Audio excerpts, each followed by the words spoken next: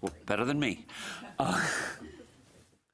Okay, how do we, so I think the first item on the agenda is sort of to go over what we were all suggesting for the main, sort of the main math degree track and see if we can all get on the same page. And then, you know, separately to have a discussion about the teaching track and see if we want to have a separate field of study, and if so, what the heck should be in it. So. Okay, so looking at what was compiled from last night, so it looks like linear algebra and differential equations was a discussion that we were going to continue today, and is representative on our sheet too.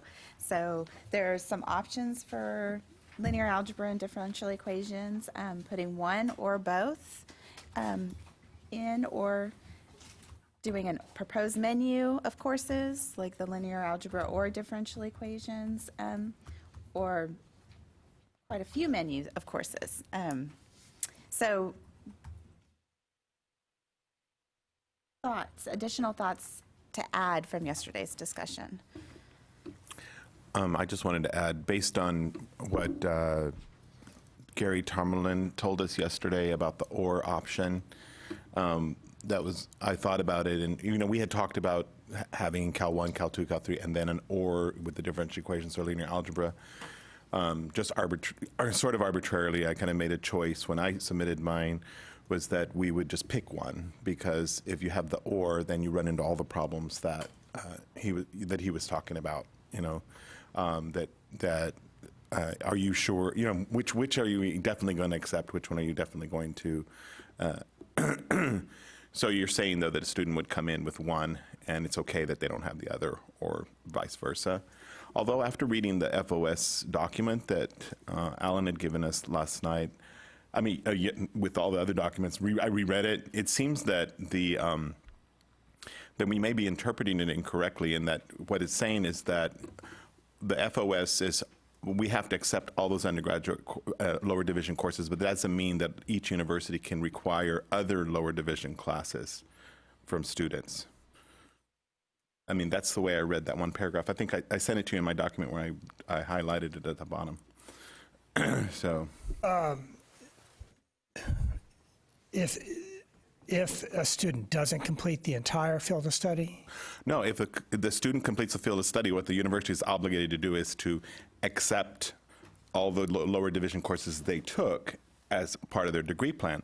But that doesn't mean that if the university has a different lower division course, sort of like at UNT where they have the stats course, or at A&M, or where for our RU Teach students that they have a different lower division course, or they have an additional lower division course, that doesn't mean that the university can't require them to take that other lower division course. They just can't say, oh, well, we're not going to count your Cal 1, or we're not going to count your Cal 3, right? Well, that's not how I've been reading it, and that's not the way we've been trying to apply it. The intention or the hope behind the field of study is that it represents the entire lower division requirements for the degree, so that an institution isn't supposed to be adding additional lower division courses. But even in one of your PowerPoints, you state that, because I found one of your PowerPoints online, you state that the universities can still have the students take lower division courses at. There is a line in the statute that says if a student comes in with an incomplete field of study, then the institution can require additional lower division courses. So in other words, what if a student only comes in with one course, is all they've taken is Calculus 1, and they transfer that in? Then the receiving institution can say, well, yeah, but you've also got to take Calculus 2, Calculus 3, differential, lineal, and in that case, then they could perhaps add their own requirements at the lower division then. Yeah. But in your in item C in that FOS rules document that you gave us, it just seems that the interpretation could be that, or would be that a university has to accept the lower division courses that are in the FOS, but then if they have other lower division courses, they could require the students to take it. I think it's item C. Let me check. Well, what I'm seeing here, and I can put this up on the screen if you like. Yes, sure. There's nothing worse than hearing statutes read out loud. Your brain just turns to clay, I know.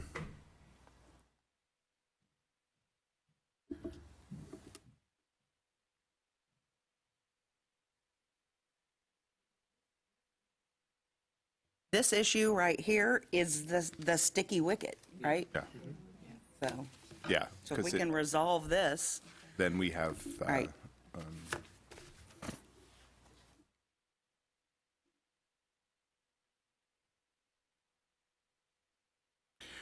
and also if you read the last sentence of B, you know, it doesn't say that we can't.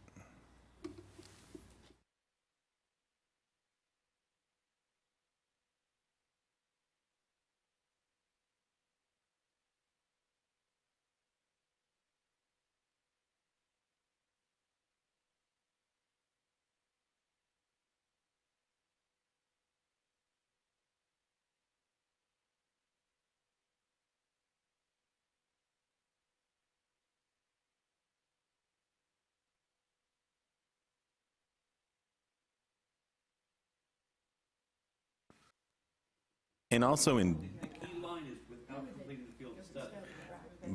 but it says the field of study for that institution. So this implies that each institution, right?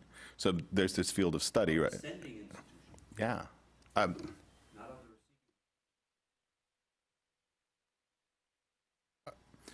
Student may be required to satisfy the remaining course requirements in the field of study of the receiving institution.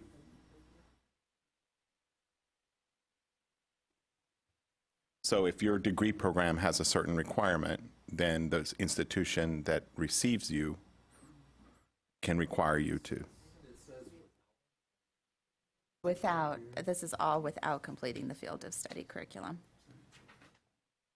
Then they could add additional under lower level courses. Yeah, I mean, it sure seems that if you don't complete the field of study, you get credit for all the courses you've taken. And then you may have to take more, but if you have completed the field of study, you're done. Now, one thing that I think is worth doing for the various courses that we were considering, linear algebra, differential equations, programming, et cetera, is just have a show of hands at how many of our schools is this upper, this is for the universities, not for the two-year colleges. How many of those are upper division and how many are there lower division? So, linear algebra, how many of you have linear algebra as a lower division course? 2. And how many upper division? 4. Okay, 5. And differential equations, lower division? 2. Upper division? 5. Programming, lower division? What's more? Intro to programming. Lower division? Upper? The one we require is junior level. Okay. And I don't know what it is at UT. Elementary statistical methods, lower?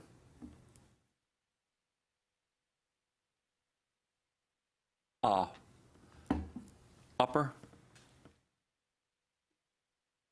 Okay. And discrete math, lower? Upper?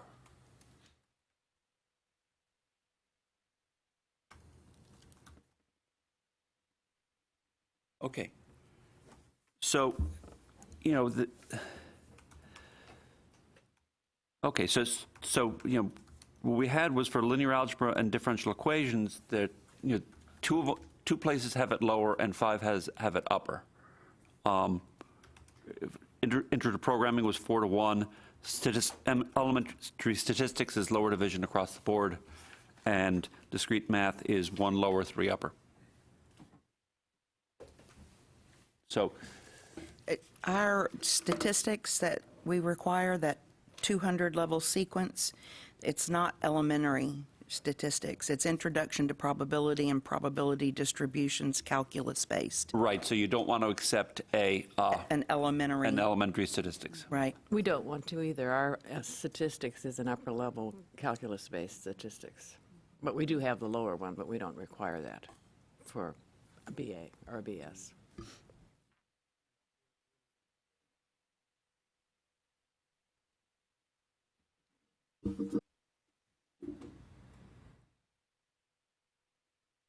Can I add another question? Go for it. So at UTD, the case is that differential equations requires linear algebra. It's a requirement. So, like, it would have to come first in the case of UTD. So what's the situation elsewhere? My question. At UT, they're independent courses. In the ACGM, differential equations has a Cal 2 prereq. Right, I mean, I Not Yeah, one or yeah. the other, not relying on each other. right, I mean, our courses are post-calculus. They're all post-calculus, but you don't need linear algebra for differential equations, and you don't need differential equations for linear algebra. Going back to the content for linear algebra and differential equations, is the content, I guess I'm asking, why is it a junior level? Is it the content that has put it at a junior level, or does it fit better with an upper level to count hours? I don't know, that's why I'm asking. Part of it is the way it's taught and the expecting there to be more theoretical understanding of it and proofs in it as opposed to just doing. And I think that's the reasoning. And they wanted to have a proof course in advance of it so that it's taught well. Once upon a time, our linear algebra class was lower division. I mean, we don't make a distinction between 4 levels, just lower division or upper division. Once upon a time, it was lower. It got changed probably about 15 or 20 years ago to upper division, and I don't remember what the reasons for that change were.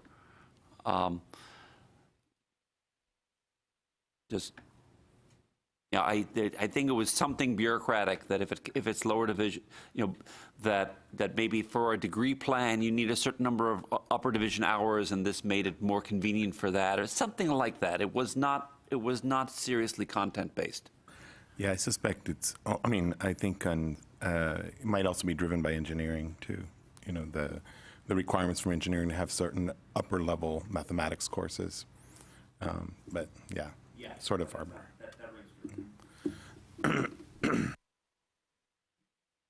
Well, one question I have is and especially in the cases where Cal 3 and linear and differential are all junior level, what does a math student then expected to take as their sophomore? Because Cal 1 and 2 would be what the entry level should be. So what are they taking at the sophomore level? Generally, As far as math? Right. At UT, you take the calculus sequence, and then you take sort of the next level of courses are discrete math, linear algebra, differential equations. There's no such at UT. There's no such thing as junior level. It's just upper division and lower division. And yeah, well, I mean, it's Calc 1 and 2.5. Yeah, but that's essentially the only lower division requirements. At Texas State, they take Cal 1 and Cal 2, and as soon as they're completed with those, they can start on their upper level courses. And they can be sophomores in doing it, they can be juniors in doing it. It's whenever they're ready, they move on and begin doing them. I guess what his question is if they're still at the 2-year school, if they're completing their second year there, what do they do then after that? I mean, do they just stay out of math for a whole year until they go to their 4-year institution, or? What's their option in their sophomore year? Well, I mean, what I'd like to see, I mean, if they're transferring to UT, what I'd like to see them is taking linear algebra and differential equations, and well, differential equations is a lower priority. I mean, it's important if you're an engineer. It's not that important for some other areas compared to linear algebra. Linear algebra, I think, is a much higher priority, and you know, discrete math, you know, something to get them, you know, get them thinking about what the heck is a proof.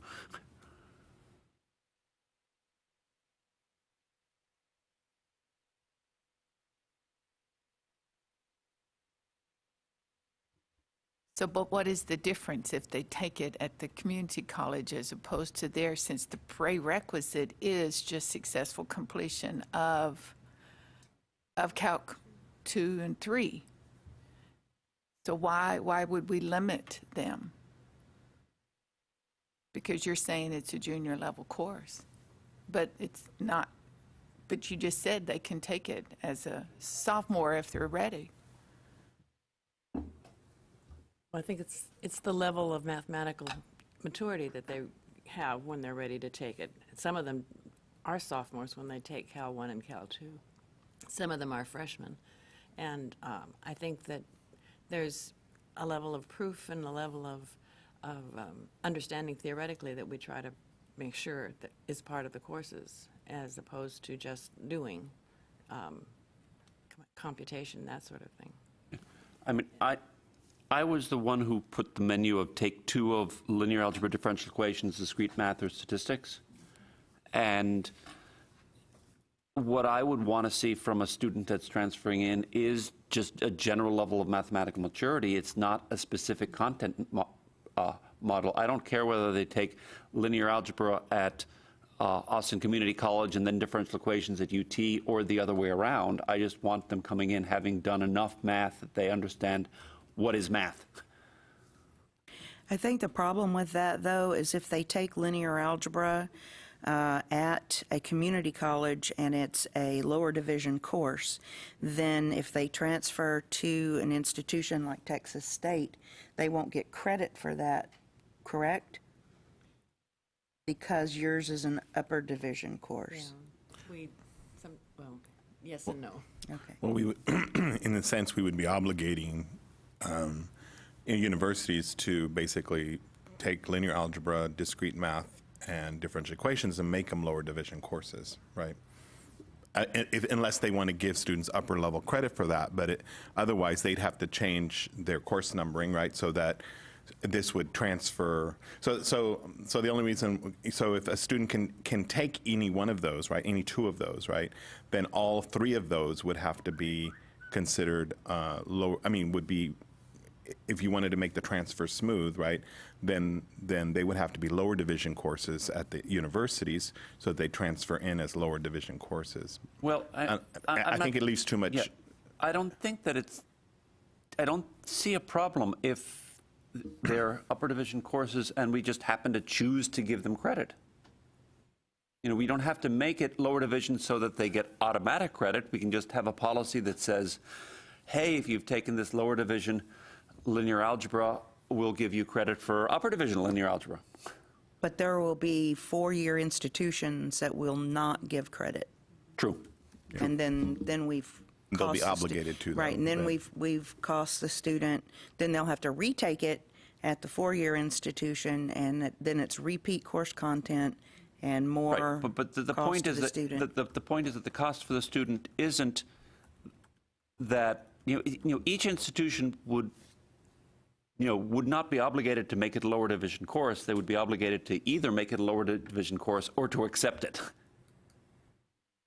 No, it's. How are you going to make the 4-year institution obligated to give credit for that? I wouldn't make them. I would ask them. Well, the institutions will be required by law to give credit for the field of study, but you're right that if they insisted on a course being taken at the upper division, then the student would have to repeat the course content and they'd have to give the student, I suppose, elective credit for the lower division course that they took as part of the field of study. It's possible to do it that way, but it would be unfortunate for the student to have to sit through repeated course content to take the same course at a different level.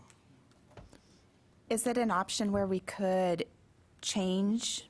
I mean, I know it's an option, so consider changing the description objectives of the ACGM for maybe a linear algebra class if it sounds like it's the proofs and the mathematical thinking, to add that as an objective into the linear algebra course in the ACGM.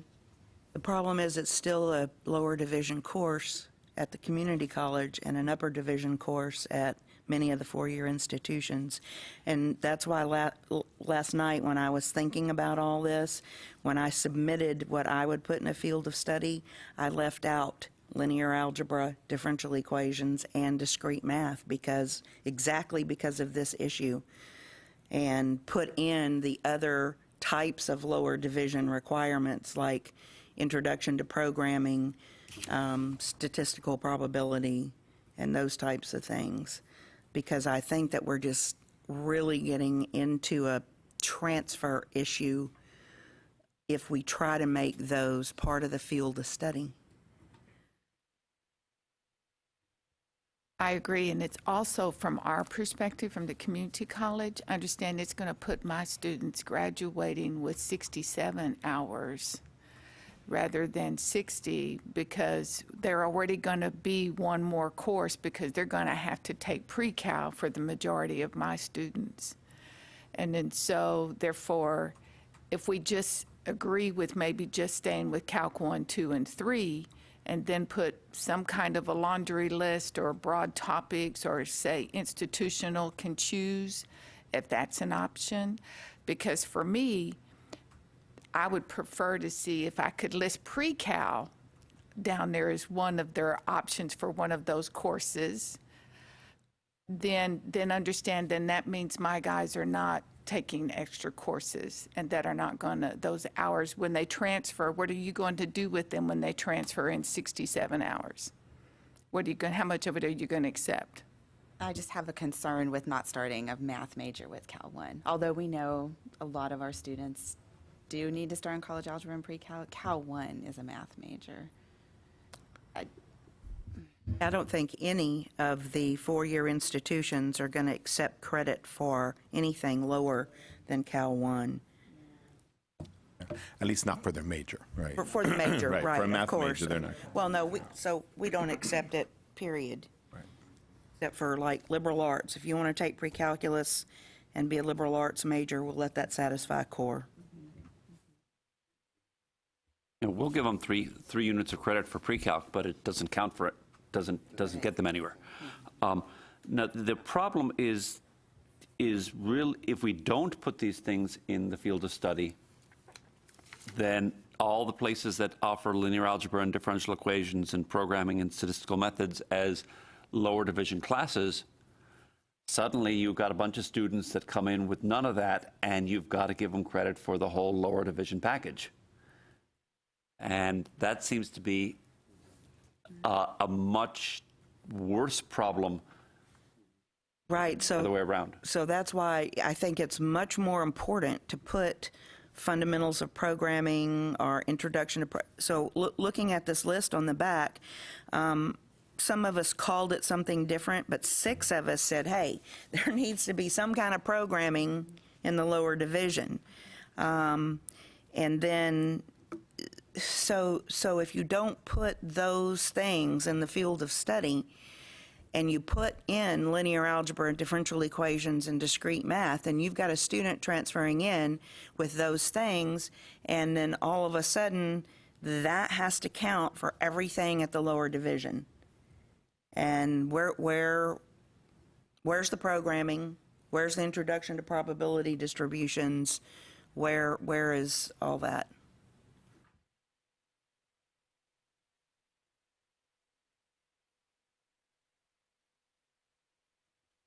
Should we take a break and switch gears to the programming then, since we seem programming of some sort? Most of us feel like that would be important. just take a break from linear and differential for a second. Well, we didn't answer this question, and I think this question on the table answers all the other questions. I'm of sorry, this- what didn't we answer? this- the Because way the this rule is- seems to be pretty clear. I mean, Okay, so I just wanted to make sure that we all agree that it's saying that this, whatever's in the field of study, has to be substituted for every lower division requirement at the four-year institution. So there's no functions and modeling at James's school that he can require, correct? And there's no statistics at that level that I can require if it's not in the field of study. Is that correct? For your transfer students. For the transfer students? Right. Okay.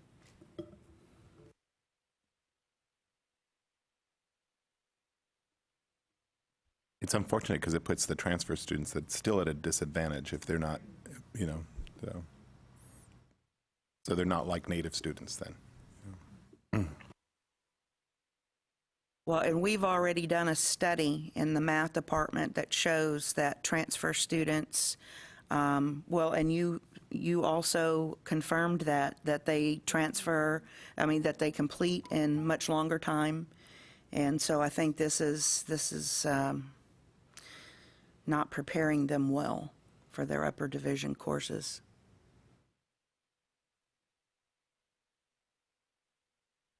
well, we've got a damned if you do, damned if you don't situation, that if we don't require a whole lot of the transfer students, then they, it looks like it's an advantage to them. They get this great deal that they get credit for lots of stuff without taking courses, but then they're not prepared and they crash and burn.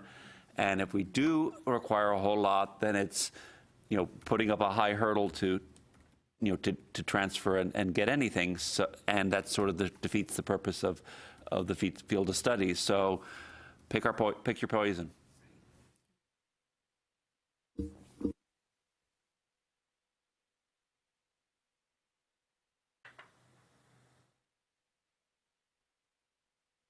And I think we're just a small representative, of what's going on in the state. So who knows what all the rest of the schools are requiring for undergrad, lower level courses. We just have a little snippet here and there of what extra courses are different, the differences, but who knows across the state what's really going on. Well, you can imagine the diversity, though, if we already have the diversity here. Yeah, if we're having a discussion just between 2-3 schools here, that's just a small subset of the rest of the university, so. Well, does the coordinating board have any data that shows all the math degree requirements for the state universities throughout, so that we could look and see what's in all of them? Because who knows how many different Well, no, that would have to arrangements be, there are. that'd have to be done one at a time, just going to each of the institutions and looking at their catalogs. We can't keep track of all that. It, varies from period to period. That is what the Learning Objectives Committee does when they review the courses for the ACGM. They look at the syllabi for all the courses that are offered throughout the state. It's quite a job. And come up with a list of the commonalities of the learning objectives and the requirements for each of those courses. I've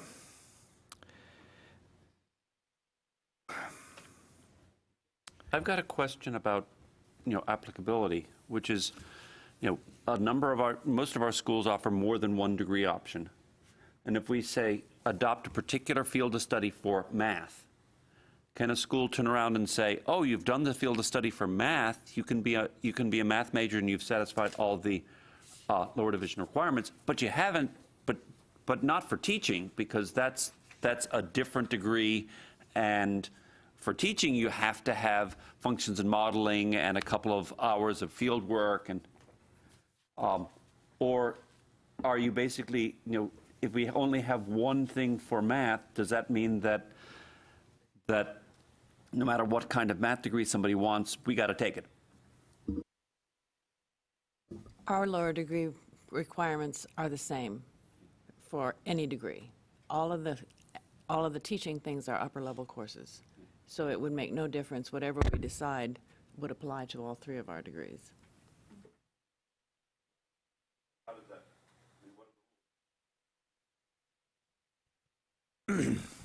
What are the rules? Can you restate the question then? Basically, suppose that we have a field study in math. Somebody satisfies the fields of study, shows up to one of our universities and says, hey, give me lower division credit for this math major. Do we have to give them lower division credit for all versions of our math major, or do we only have to give them, say, or can we say, well, that's fine if you want to be this kind of math major, but not if you want to be that kind of math major? Well, that's something that this committee needs to nail down because we don't want to have that kind of ambiguity floating out there. That would defeat the purpose. If a student has worked hard on a field of study, they've sacrificed and made commitments to these classes, assuming that this is going to take care of them if they go to Tech or A&M or UT or wherever they want to go. And then they get there, and then the same thing happens that is happening now, which is a university says, well, okay, we'll give you credit for some of these, but not some of these. You have to retake these courses. You shouldn't have picked this one. You should have picked that one. That's what we want to avoid. So I want us to decide. I gave you a list of related math programs. If you do or do not want this field of study to apply to statistics, to applied math programs, to teaching programs, then I'd like for us to decide that today. If there are some programs for which this field of study does not apply, that's fine, but let us know that, and we'll call a separate committee to talk about that program. So let me give a concrete example for what I think is this issue.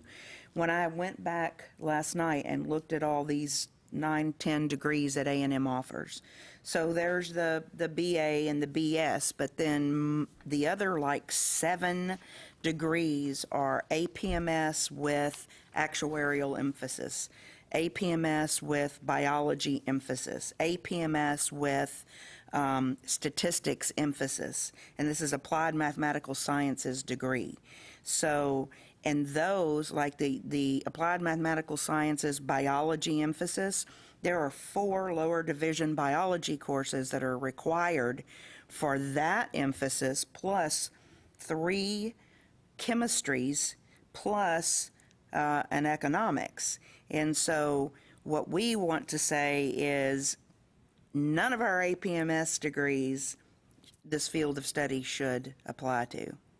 Okay, well, we can put that, we can write language to that effect as a note in our field of study, that these do not apply to applied math degrees.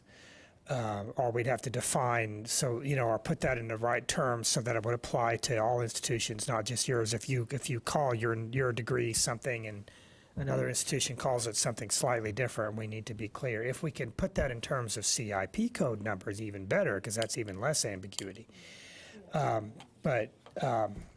Yeah, that's a very important point. Well, I think that that's probably where we're heading, that we're talking about field of study for a vanilla math degree. That's right. Some super specialized And I don't know subdegrees. what the technical term for vanilla is, but Right. we're talking vanilla. And then I'm hoping that we can also figure out a field of study for a teaching program. And some But I think that specialties. I think that the rest of the menu, the mint chocolate chip is not on the table, I agree. Some of those specialized programs get so few transfer students that it's not practical for us to come up with a field of study for that. I mean, there might be 20 students in the state of Texas taking that entire subspecialty undergraduate degree. Or maybe those degrees really only apply or matter at the master's degree level or PhD level. But for undergraduate majors, if there's just a handful of students in that field, and even fewer still that are a transfer student, maybe 1 or 2 transfer students in Texas in these programs, then we're not going to do a field study for that. Well, we do have an awful lot of actuarial students, but frankly, I feel totally unqualified to figure out what are the right requirements for a field study in actuarial. And I would not be comfortable with our trying to come up with that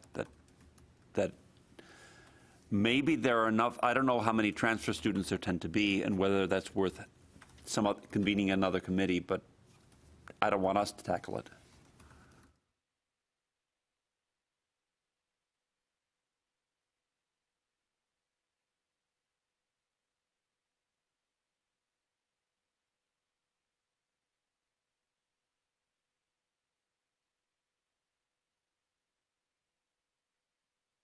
So do we want to make that decision now about this not applying to those applied mathematics degrees? That would take care of a lot of issues, I feel.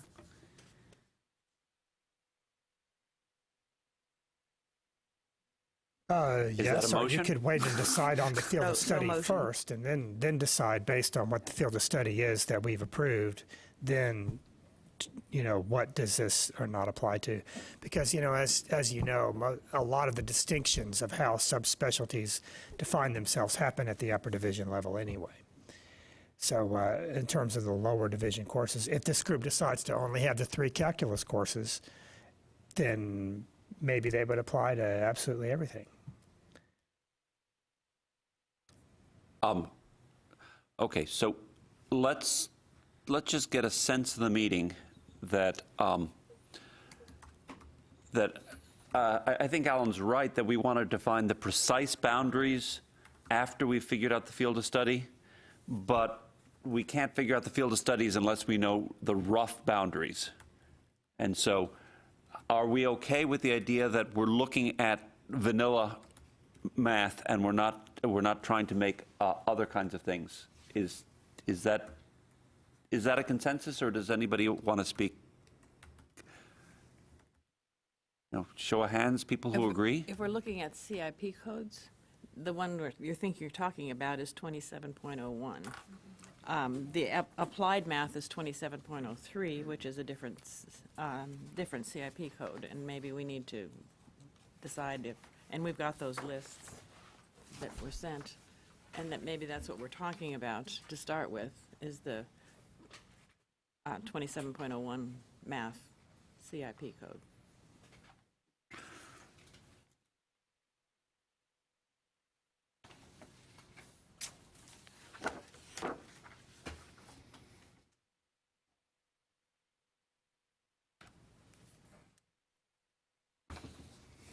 You're saying it's 27.0101, the mathematics general?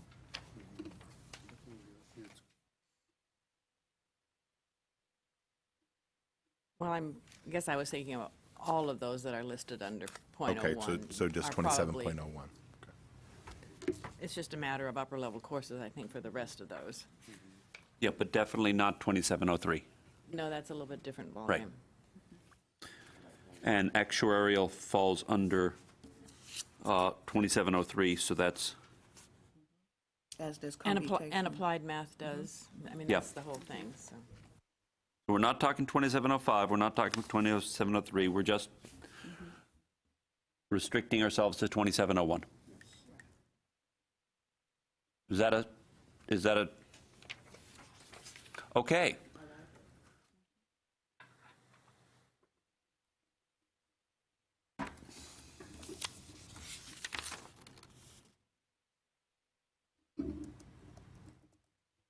Going back to the point of we're just representative of some schools and looking at the top 10 transfer that sheet that we were given, half of those schools, half of those schools have linear algebra on the lower level. 3 of those schools have differential equations. So these are where the math majors are transferring into, according to this information. So from this information, I would say linear algebra could be one that we would want to include to put out for public comment. I guess I would suggest, I'm thinking about the student at the community college, if they're taking their calculus sequence there in terms of their preparation and that it may be a better course for them to go into differential equations at the community college than for them to do linear algebra. If we were going to pick one, right? Because of the sort of calculus-based training that they're getting at their institution. I think then if they were to switch to university after having had all their calculus at a community college and then they take differential equations, sometimes we see, I don't know, I just would offer that as a reason to include differential equations rather than linear algebra as the sophomore class. I just want to second, I believe what he's saying is correct. I think that the calculus and the differential equations would fit very well together. So, thank you. The linear algebra at Texas State also leads then to modern algebra, and to be taking it at the institution to which you're going to be taking subsequent courses makes a lot more sense. Differential equations can be an ending course in terms of it doesn't require it for anything else particularly. Correct. And everybody has to take modern algebra if they're a math major.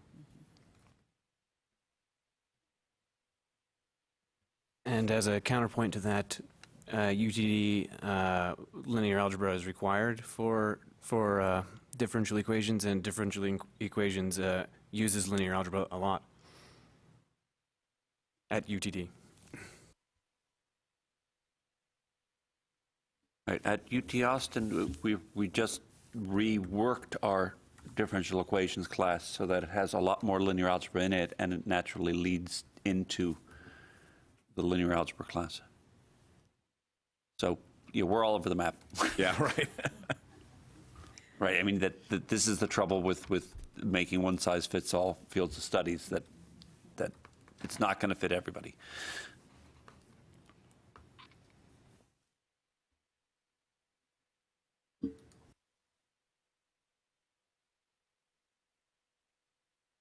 Any thoughts from the other table? Something that would help me if we clarified, and forgive me for being kind of hard-headed about this, is that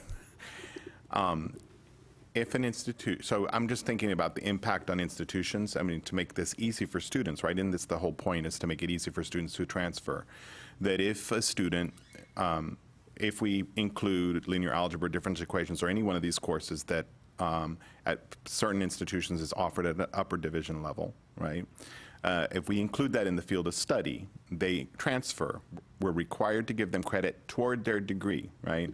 Right now, the practice of my institution is that if they took linear algebra at the community college, they get a lower division math credit, but you don't really need that math credit. You get the credit towards your degree, but you don't really need that credit for anything because it's not in the degree plan, right? So so that would cause a major, there would have to be some kind of policy or some kind of change, or are we saying then that universities then will be, so it will cause then universities to have to change their degree plan so they can accommodate the FOS. Otherwise, I don't see how this is workable, so.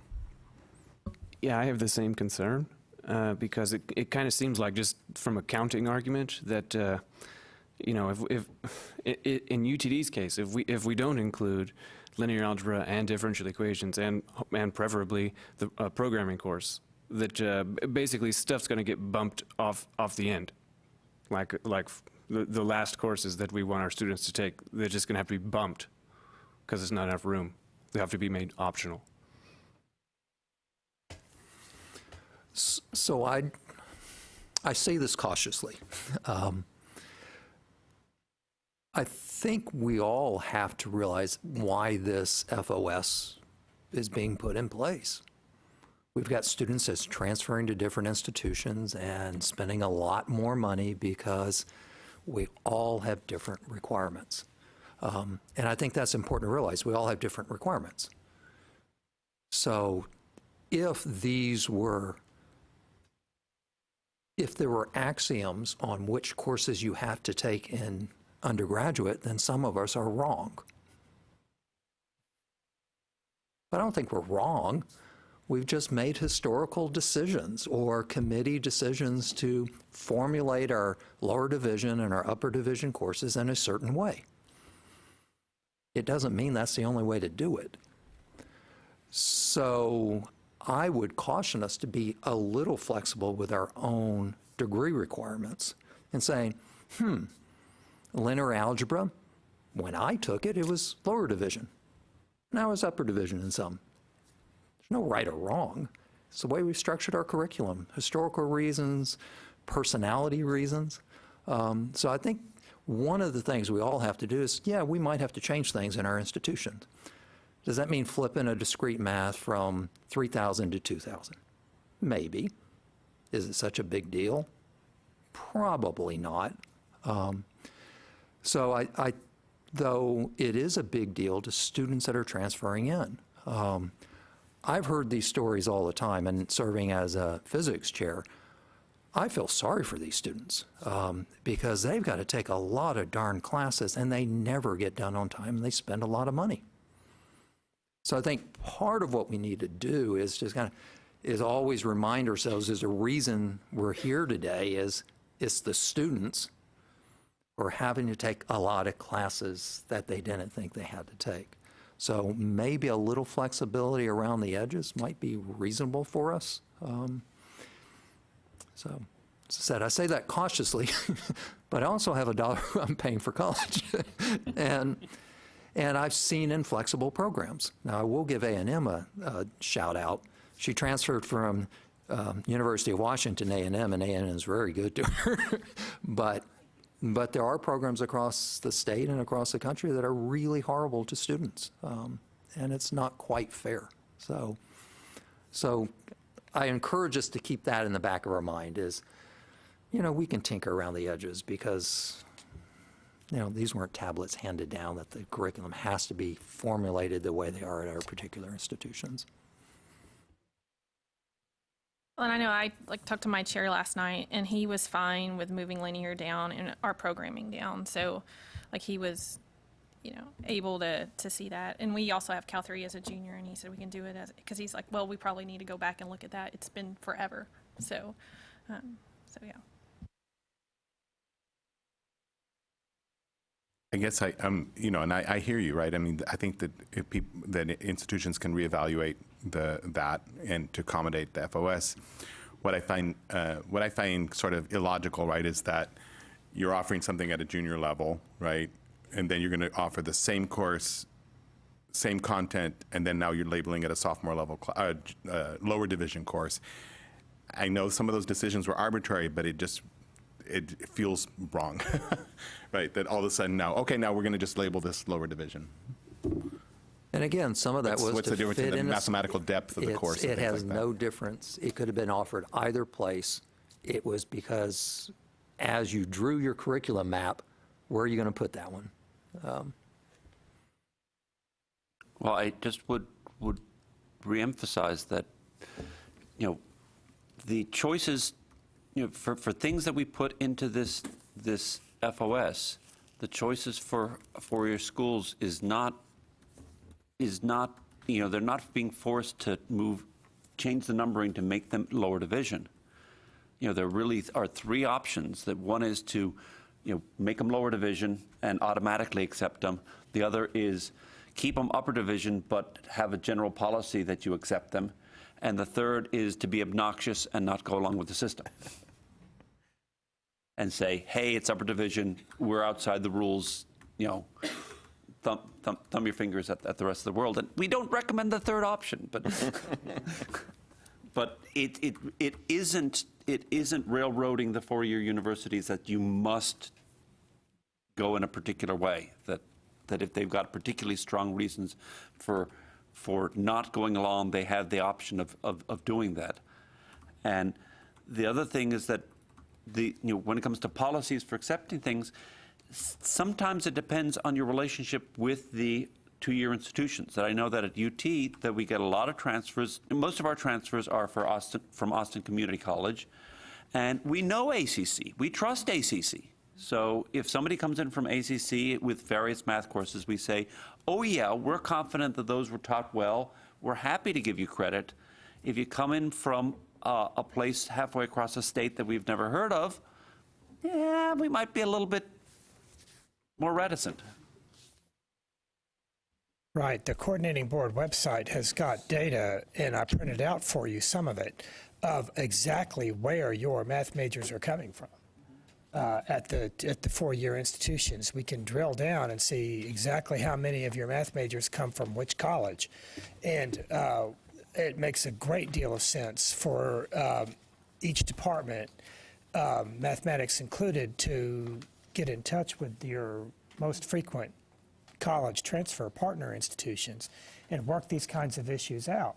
Make sure that their advisors know to tell their math majors, you know, here's what would be a very good idea if you're going to be a math major and you're going to go to this institution, what you should be taking for your physical sciences requirement. You know, here are the choices that we want you to make.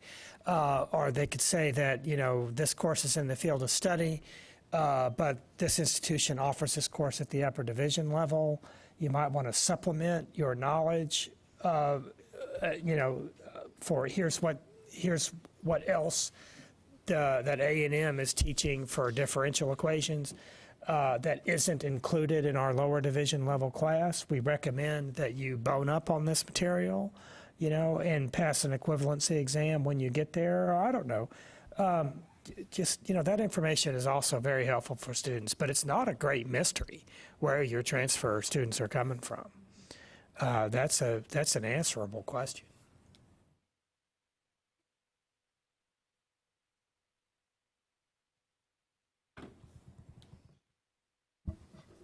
I think we're kind of drifting. How about if we take like a 5-minute break and then we go back to what is going to be in our vanilla field of study? Okay?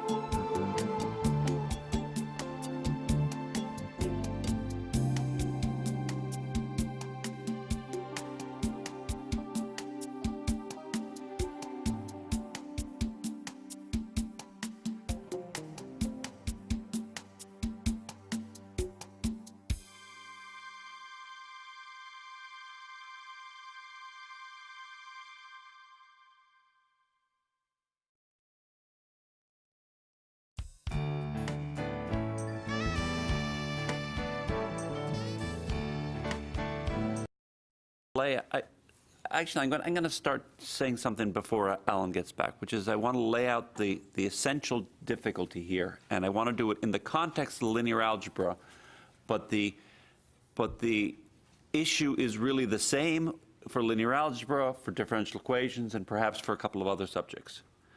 If you look at the list of the top transfer institutions, 5 of them have linear algebra as a lower division requirement. 5 of them don't. Presumably, they all require linear algebra, but half of them treat it as a lower division course, half of them treat it as an upper division course. We've got a choice. If we require linear algebra as part of the field of study, then the ones that don't, the ones that have it as upper division are going to be put on the spot. That there are going to be a bunch of students that take linear algebra as a lower division course. It's part of the field of study. And then these schools say, oh, but you took it as lower division. Is that good enough for our upper division requirement? And maybe they'll say yes. You know, again, they're going to have the choice that they can either make their linear algebra lower division, or they can, as a policy, accept the lower division course and give them upper division credit, or they can be obnoxious and not go along with the plan. If we don't include linear algebra in the field of study, then we got a problem with the 5 schools that do have it as a lower division course, that you're going to have a bunch of students coming in with their complete field of study that doesn't include linear algebra, and these 5 schools are going to be forced to accept, to give them credit for linear algebra because that's a lower division requirement and they have completed the field of study, and you know, you have to give them credit for everything that's in the field of study. And either way, you got a problem, and it's 5 and 5. What is the numbers for Differential equations, it looks like there are 3 that require differential equations, and 3 that require differential equations, and 7 that don't. Okay, that most places have differential equations as upper division. My concern comes back to what William said earlier. Then if all of these are upper division courses, then what do our 2-year students, what do the transfer students take then? If all they have is Calculus 1 and Calculus 2, what do? Their sophomore year, potentially, you know? Well, Cal 3's in there.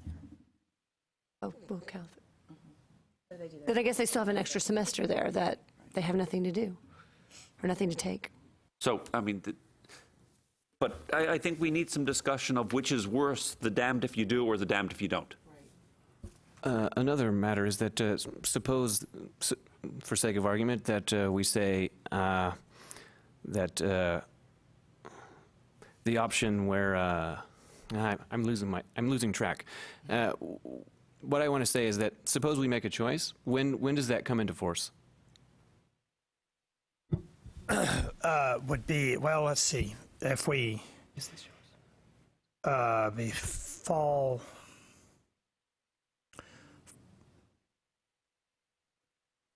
would probably, by the time this gets through the committee meetings and everything, it'd probably be fall 2020. This is just my speculation. But you know, UTD has linear algebra as a lower division course. If it were the case that we would be subject to having to give a student credit for linear algebra, but they didn't actually take it, I suspect we would immediately make it an upper level course. That's just speculation, but I think that's what we would do to basically guard against that.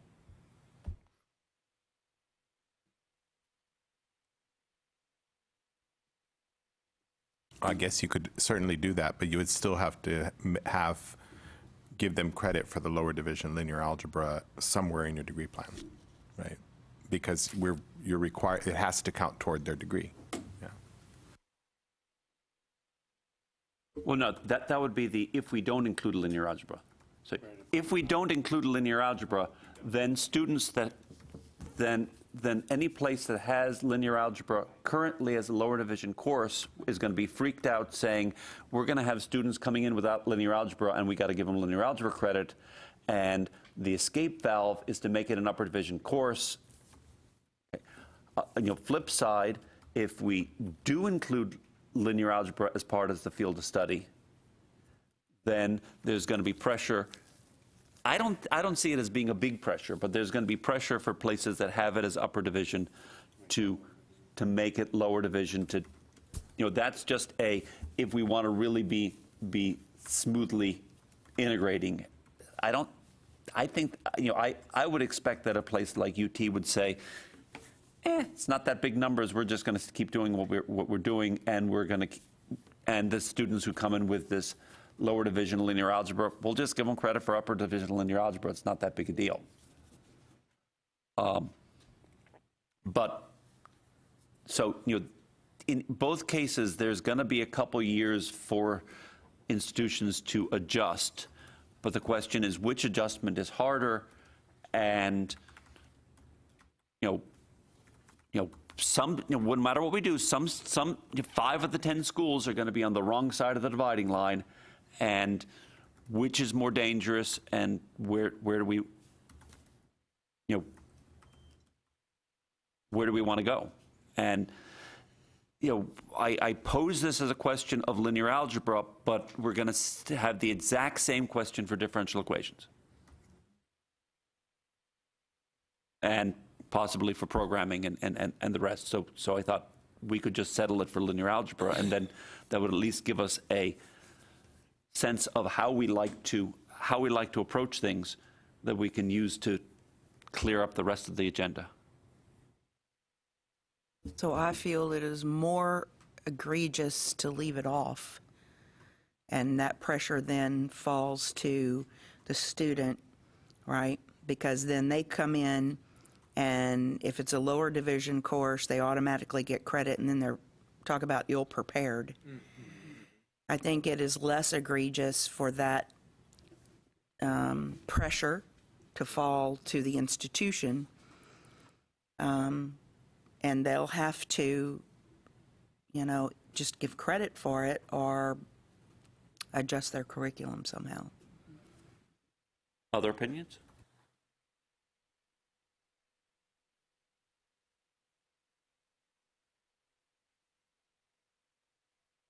Either concurring or dissenting. I don't think we want to go with one opinion here. I agree with what Yvette said. So. Yeah, I concur. I agree as well. So, yeah. Do we want to do a show of hands then, agreeing with Yvette? For the record, is this a vote to include linear? No, we're going to figure that out. Okay. But it sure seems to be pointing that way, but no, it's not a vote for the record. Just a show of hands.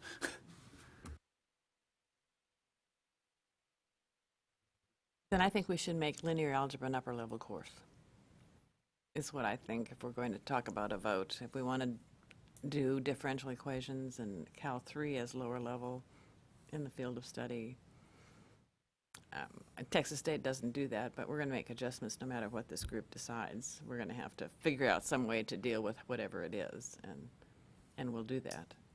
Well, remember, if we don't put any of these courses in the field of study, we can also make a non-binding recommendation to the Learning Objectives Committee that they consider putting, differential or linear in upper division and taking them out of the ACGM. We may hear squawking about that from the colleges. And I'm not so sure that's the right idea. I think we just need to make some decisions, and I think for us, the easier decision is that if linear algebra could be upper level, the others we can maybe deal with more easily. Right. Because the field of study is going to have a long-term effect in any discipline on what courses remain in the ACGM. because just by law of survival of the fittest, as students are going to gravitate towards the courses that are in the field of study, and enrollment is going to start declining in whatever courses are in the ACGM that are not in the field of study. And over time, those courses may wither on the vine and disappear from the ACGM, which is not a bad thing, because we want the ACGM to really be a guiding reflection of what students need to be taking at community colleges. There shouldn't be a whole lot of extra filler in the ACGM.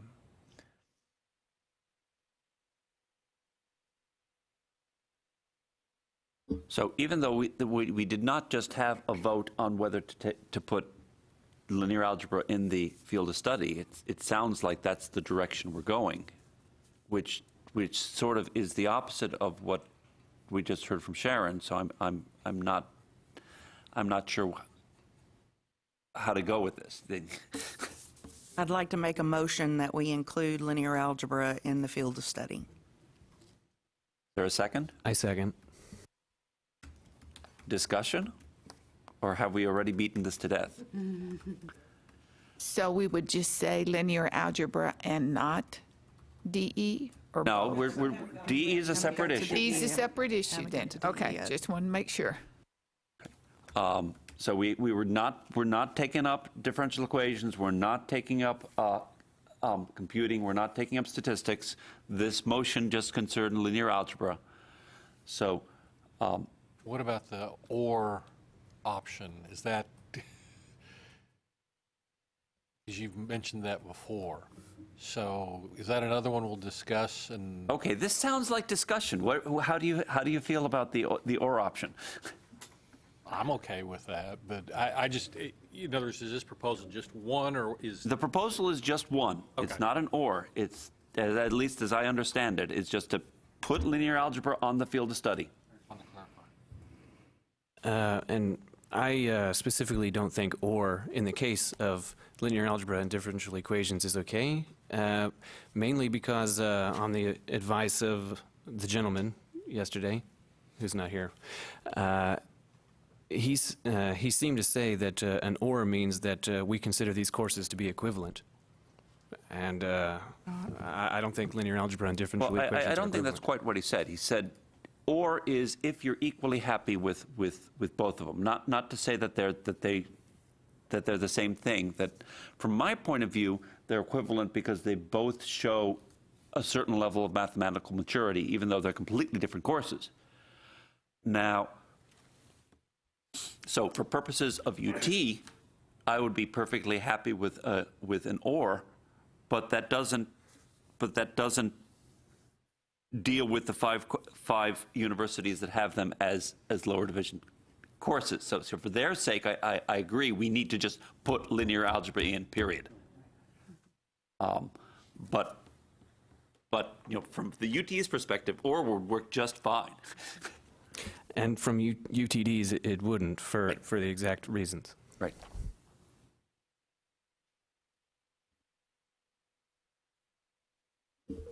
So we've got a motion, we've got a second. We seem to have run out of discussion, unless somebody else wants to chime in with another comment. Okay, all in favor of the motion? 1, 2, 3, 4, 5, 6, 8. I count 11. Is that 12? Okay, 4. Okay, all opposed? 12 to 2, motion carries.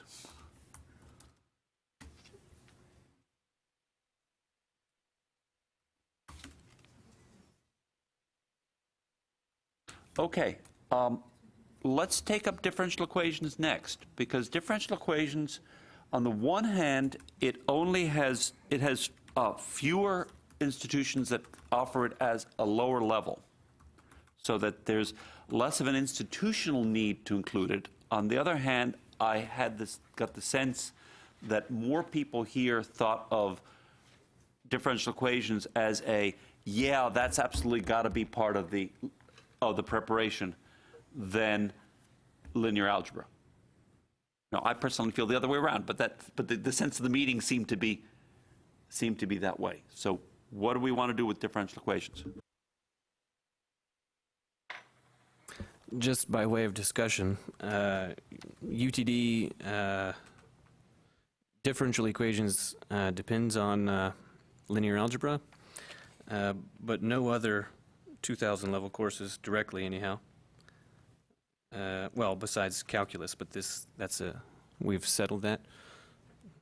So it's not too pressing in the sense that we could just rename it to a 3000 level course.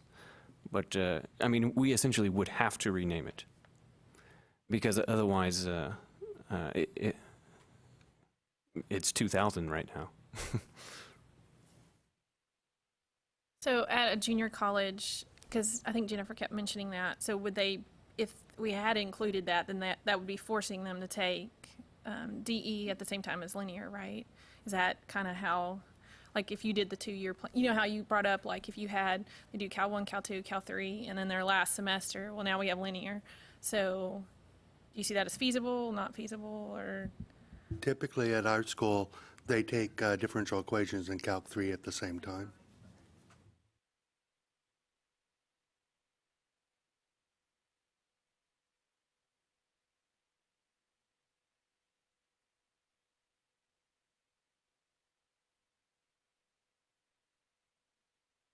I know this is not helpful to the discussion, but I'm ambivalent as to whether or not we include DE, so.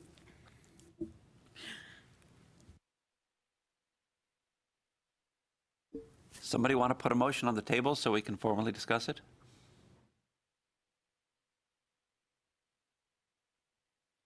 I'll put a motion that we include differential equations on the field of study. We have a second?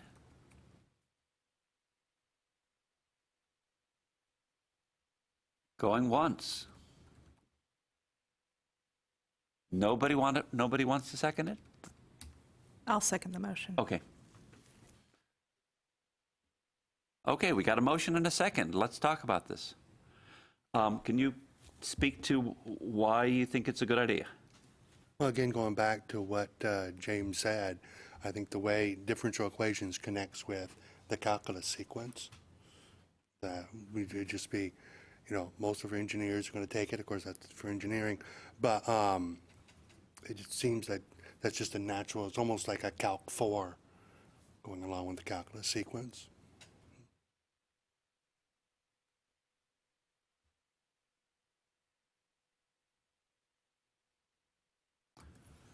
Yeah, I feel the same way because we have a lot of our students that take Calc 3 and DE in the same semester at the same time. And it is a very natural continuation of the material, so.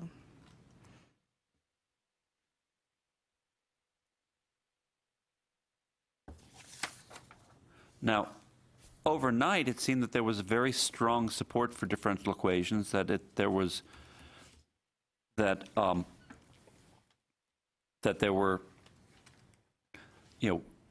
6 people thought that we should have it, and then 2 more thought we should have linear algebra or differential equations, and 1 more thought that we should have 2 of linear algebra, differential equations, discrete math, statistics.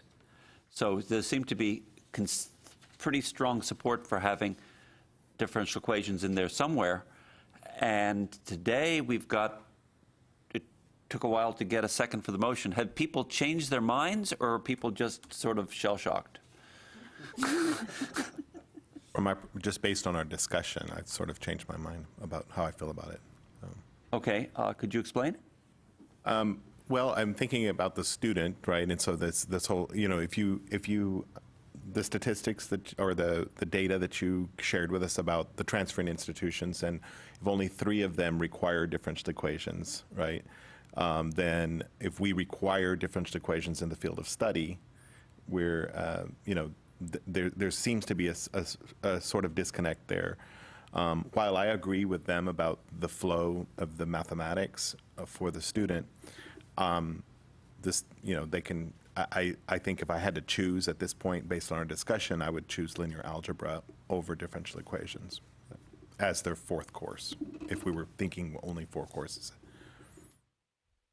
I think that something that's relevant to this is what Bryce was explaining in his email last night, Bryce, do you want to chime in and elaborate, or would you like me to do so, or? Are you referring to the TCC 42-hour thing? Yeah. Okay, so then the Texas core curriculum has 42 hours. 3 of them are scheduled for math, and a further 6 of them are named the core something option, core additional option. At any rate, it's 6 more hours that can be labeled with math courses. So altogether, there's 9, up to 9 student credit hours, or semester credit hours in the 42.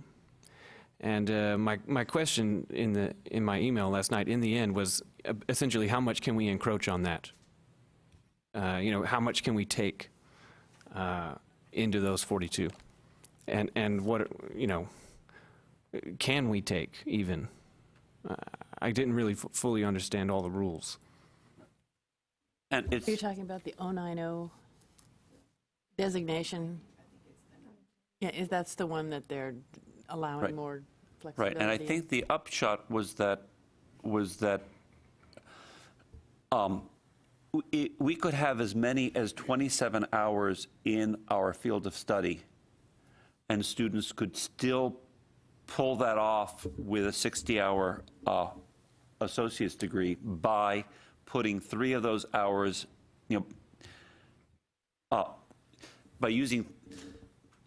by fulfilling the math requirement and 6 of the science requirement with math courses, and so only having to do 33 hours beyond their math. And so they could pull it, how hard is it for a student to actually do the field of study? They could do it with if we had as many as 27 in our math field of study. Now, currently, we're at 15. We've got 12 hours of calculus and 3 hours of linear algebra. So we're thinking of adding some other stuff, but we're right now at 15, and there's a lot of room. On the flip side, that's not counting any pre-calculus courses that students may have to take in order to get to that point, which is time that they need to spend. If they take pre-calculus, that's going to use up like one of those. That's going to use up 3 of those 9 hours that we're pushing off. So we have room for 27, including pre-calculus courses. I'm not sure that we have to include the pre-calculus But we in that. don't. But in terms of the accounting of what is a student going to do. Well, because if a student takes pre-calculus and then plus 60, so they have 64 hours, when they transfer to university, the university isn't going to count that 4 hours anyway. So we still would be counting the other 60 hours. Sorry, as a matter of clarification, what exactly does that mean? Do you mean that those 4 won't count toward the math major, or that those 4 just disappear? Because that's part of my question. They don't count toward the math major or any science major. But they still go toward the 120. I think they can be counted as general elective hours. My question is, must they? I don't know. Must they? We have something called unallocated courses, right? So we have the degree requirements, and then when we run the maps on the students, degree check, there's this section called unallocated courses, and so there's just a whole bunch of courses there that may have transferred in or they may have taken, but don't count for any part of their degree plan. So that's where they go over 120 hours, but the degree plan is for 120. Yeah, ours is called work not applied. Yeah. So in that case, another part in my email was that one of your concerns was that y'all require calculus-based physics, and we could say that's part of the field of study, say, and then there's a section in the TCC's 42 that says science, and we could, my question is that suppose we say calculus-based physics, does that, can we encroach into the science thing too? Because that's a further 6 hours. So now we're talking about 15 hours that we can take from the 42. Because it would be 3 for math, 6 for the optional, and a further 6 for the science. So the calculus-based physics is just the first semester plus the lab, so that's 4 hours. So that's 4 of the 8 that's on the associate degree. Right, yeah, there's 6 in the slot, so 6 science hours. So if you do 4 and 4, then you can't fit all.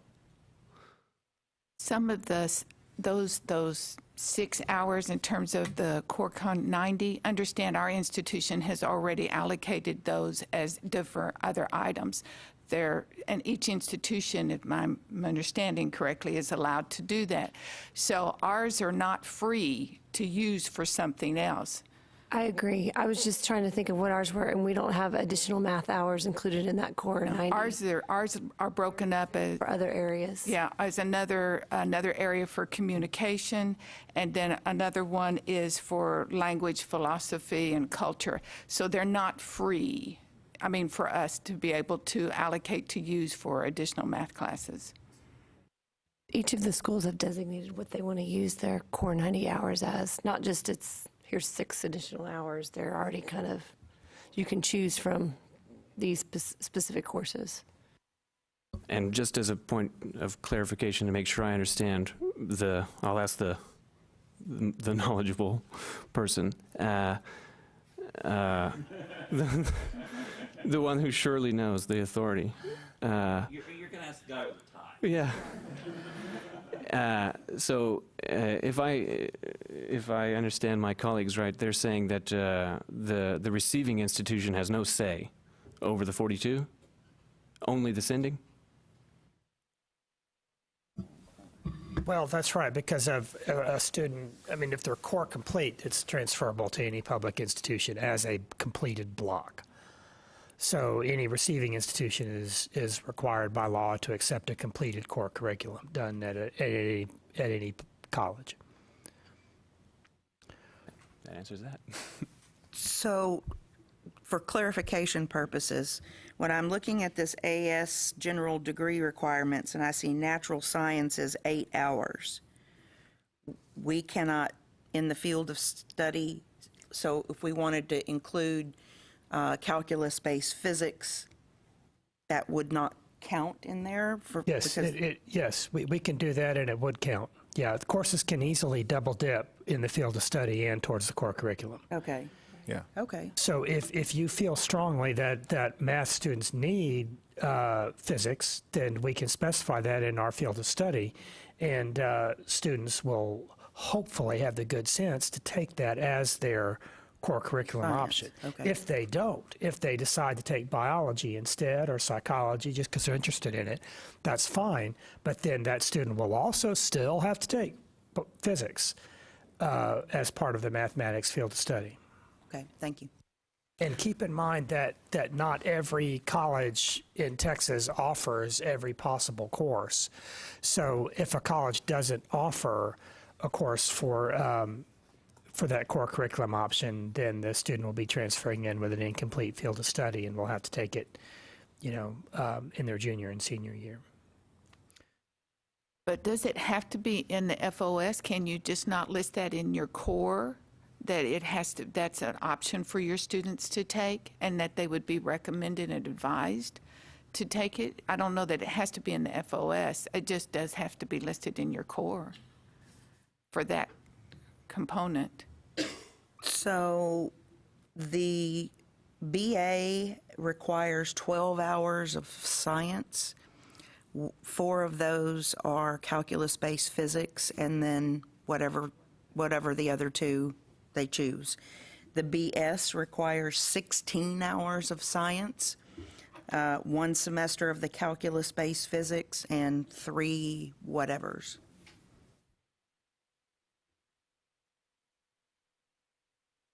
I think we're kind of steering off Right, I to a believe- different subject in the sciences rather than differential equations, which is what the motion is right now in discussion.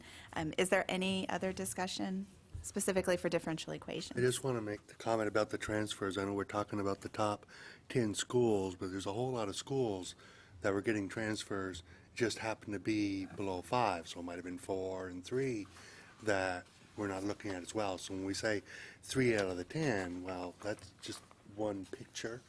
That's not counting there's a huge number of schools, pages of it here, that we're not looking at. So I don't know if that's a fair count. Right, we got 3 out of 10, we got unknown number out of 20, unknown number out of 30. So we're not just talking about 3 schools, but of the Big 10, it's 3 out of 10. But we're also talking about the 3 that require it at the lower level. That doesn't right. mean the other institutions don't require it. It just means that it's probably an upper level course. Right. Well, that was going to be my question. How many of those 7 is it an upper division, or do they require it? I would expect the majority of them require some sort of differential I equation. would think so. Yeah, but- yeah, UT Arlington's one of the We just top don't have the full transfers. data. Yeah. And we do require it at the upper level, but there are certain degree tracks where we don't, it's an elective, it's not required, but there are other degree tracks where it's required. I would like to speak for the motion that, that right now our we've got something that's fairly thin, that it's just 12 hours of calculus and 3 hours of linear algebra. And, this would bring it up to 18 hours, and then we've got 2 more things on the, to be considered, namely statistics and computing. And even if we took all of them, we'd only be up to 24, and that's a manageable amount.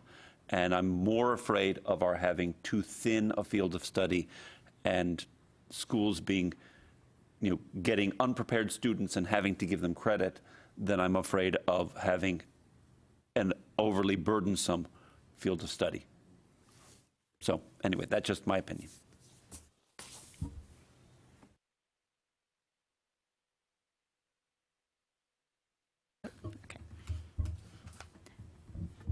Let's vote on the motion presented, including differential equations in the field of study. 4.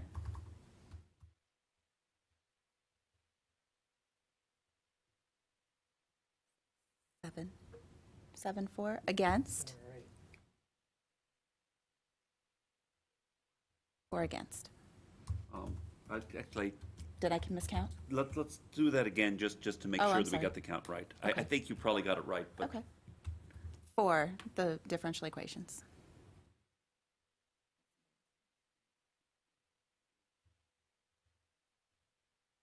eight. 8, okay. What? Hold. Is it 9?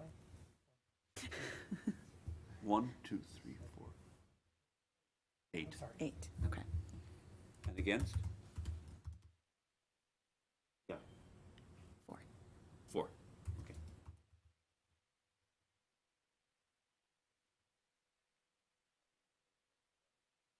I abstain. That's why it's not adding up to 12.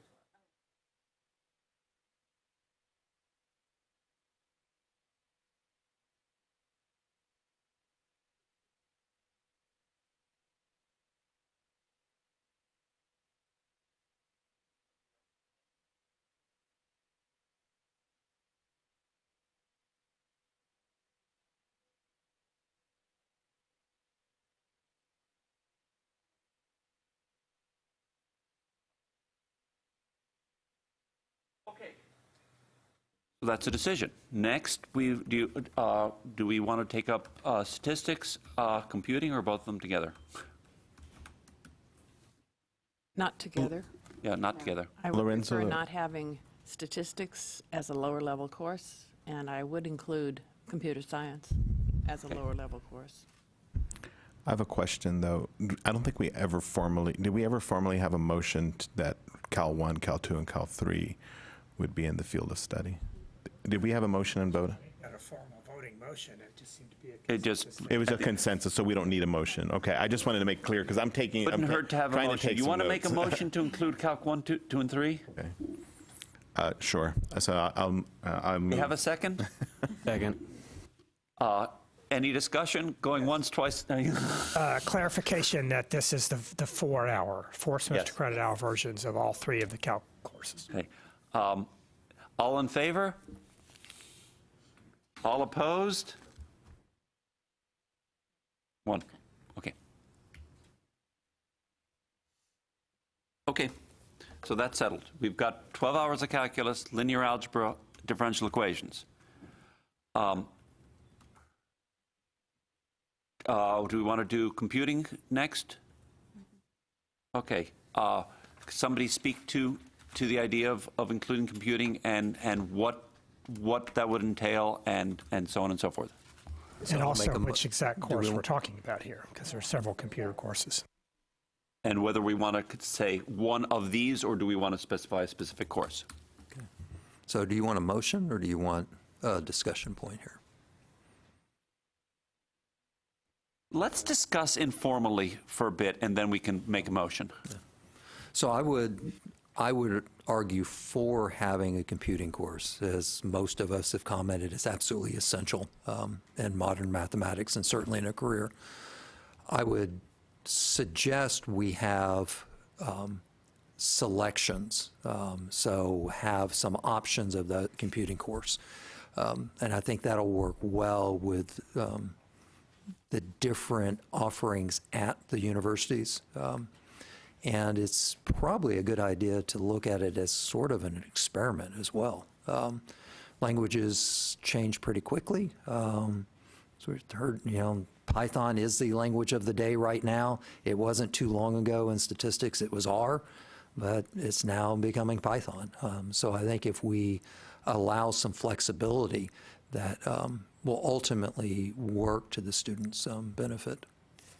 And I don't know if we can do this, but I know on the Tennessee one, they just have programming language 3 hours. So just, So, and in looking at the courses that are listed here on the back, 2 of them are 3-hour courses and only 1 of them is a 4-hour course.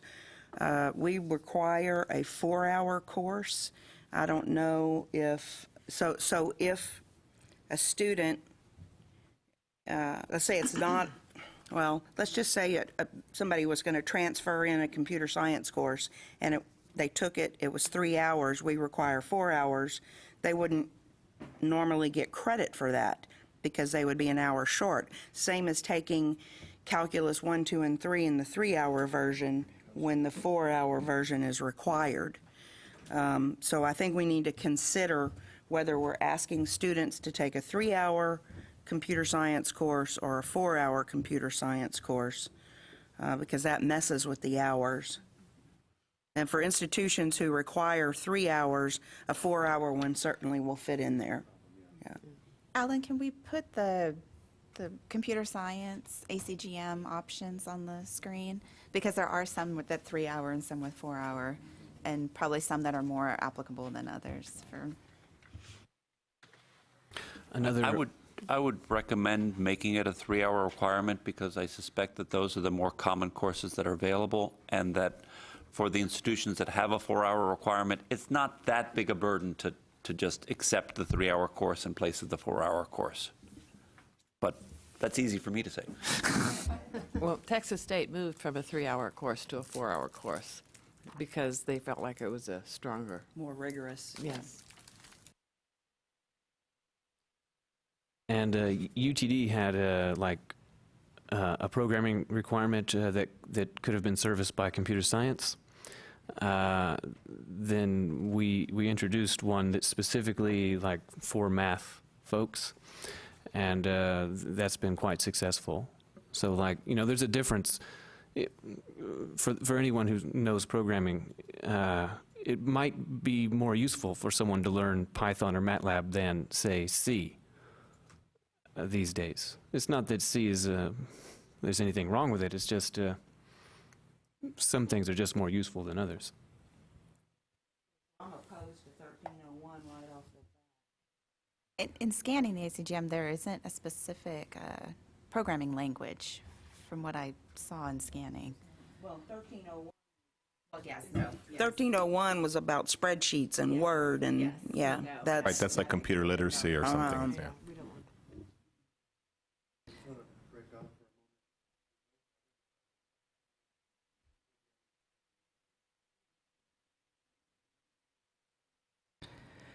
Yeah, looking at our computer science degree associate, the intro course in the first semester is COSC 1336, Programming Fundamentals 1, which also has a 4 credit hour counterpart, COSC 1436. So that might be an option. And then depending on the school that the student wants to transfer to, we could have them take the 3 credit hour or the 4 credit hour, but they would have to know where they're going to transfer to. And if they don't know, then we could recommend they take the 4 maybe as the stronger option. I don't know. But that, to me, they're both in the ACGM. They both seem to meet the requirements that you are wanting to have at your 4-year institution. So just throw that out there. But that's the 1336 is the, and we require that they take that in their first semester.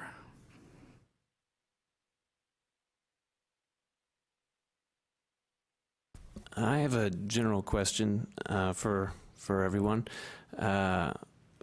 So UTD specifically has a math programming course that says, that its course description includes things like learning how to use the symbolic tools to solve equations and things like that, and plotting, plots and things like this. And this is sort of generic. Compared to that, and does anyone else do that?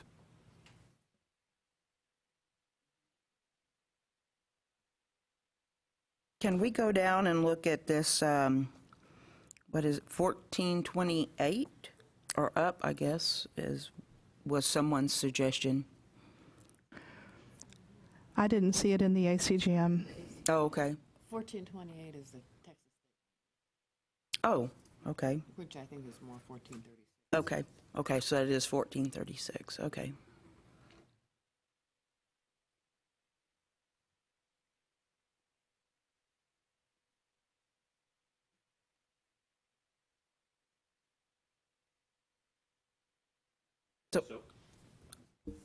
So do we have a specific motion? Well, I'm wondering if this is our only choice. That doesn't give much flexibility. Well, we could certainly say that or equivalent. I like the idea of the Tennessee thing saying you just need a 3-hour programming class or a 4-hour programming class or whatever we want. It's useful to have a number listed as pointing people to the way, but if we say, whatever this number is or equivalent, then that gives us the opportunity to change with the times, because as Michael pointed out, things change really fast. And that would also give us an opportunity for students who come in already prepared with programming, which many of them do from high school, and they might jump right into data structures. So I think if we do that, something equivalent or more advanced, then that'd give us the flexibility. In looking at the prerequisites for the more advanced classes, this programming class is the prerequisite. So if we choose another class, then they're going to be this hidden class. So students will have to take either the 14 or 1336 before they ever go on to anything else. Sure. We teach it, but as the 3-hour version rather than the 4-hour. And I'm not going to say that we can't change it, but I'm concerned about what it will do to their degrees, then that they're going to be more than 60 hours. If we, from an institution standpoint, I can't offer it both in a 3-hour format and a 4-hour, because the 4-hour would never make. They're going to always take the 3-hour. So, but then that could impact their computer science degrees. So let me ask you this, and I'm looking at that AS degree that he sent us, the general one. If you go down to the area of emphasis, You have 4 hours for Cal 2, 4 hours for Cal 3, 3 hours for linear algebra, 3 hours for differential equations. And then they say programming language 3 hours, but that's only 17 hours. So they say electives 1 hour to complete the 18. So if you did a 4-hour programming, that takes care of that elective hour and gets the area of emphasis back up to 18. Except that they might need that hour for a 4-hour linear algebra or 4-hour differential equations. But was there a 4-hour or? It exists to be 4 hours. Either course could be 4 hours. Does anyone teach it at 4 hours? Oh, yeah. We do. Or require it? We teach differential equations at 4 hours. Likewise. Wow. I mean, I'm a little bit afraid that we're packing too much in. That programming is a great thing to require, even though we don't require it. But that even if 4 is a better preparation than 3, and we generally want students to have 4, requiring 4 for the field of study feels like we're closing gates. So we didn't specify hours for linear algebra or differential equations, so maybe we shouldn't specify hours for the computer programming.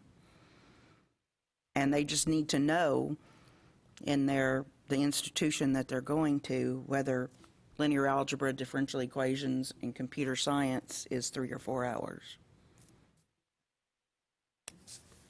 That makes sense to me.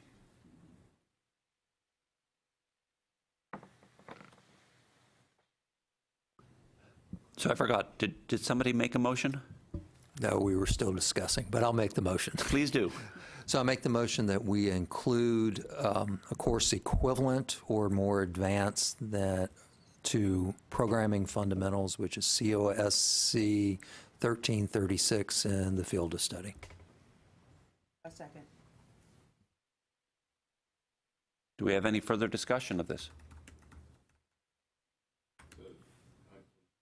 Motion, right. So we include a course equivalent to? Equivalent or more advanced. Yep. Equivalent.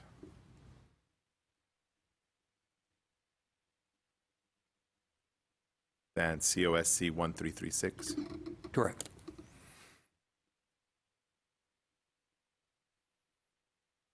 Okay, any more discussion? All in favor? All opposed? Good, nobody voted twice. So what was the wording of that motion again? I'm sorry. Could you repeat the motion, Michael? We include, sorry. Do you want Mike to include, or you want what I wrote down here? This, Mike Montesino made a motion that we include a course equivalent or more advanced than COSC 1336 in the FOS. What? To include a course equivalent? Well, Equivalent to or more advanced than. so maybe and Alan, you can help on the specification for when we're doing these options. So we'll include COSC 1336 as a requirement in the FOS, allowing other courses that are equivalent or more advanced. Computer science, which course? 13? 1336. Okay, 13.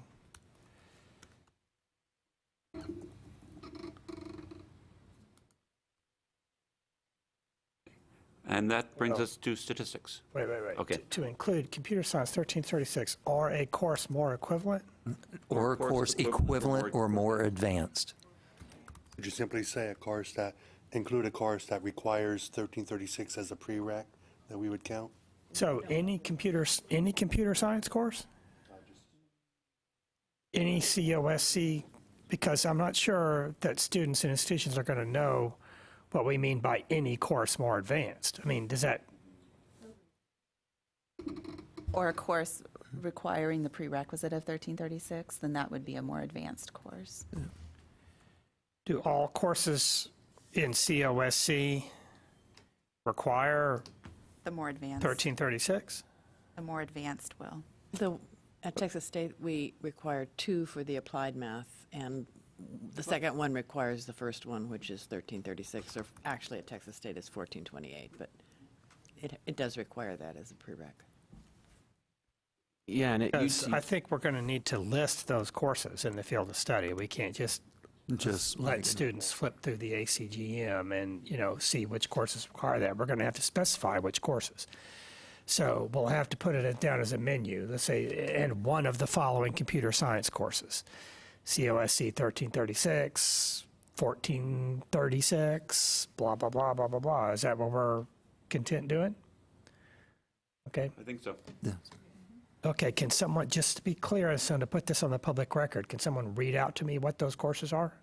Have you got the COS, have we got them here? Do we need to formally amend the motion then? Because the motion's been moved and seconded, right? So Okay, well, all right, I'll go back and figure out what those courses are and add them to the list and be sure that we all confirm that, to make sure I got that right, to make sure we're all content with that.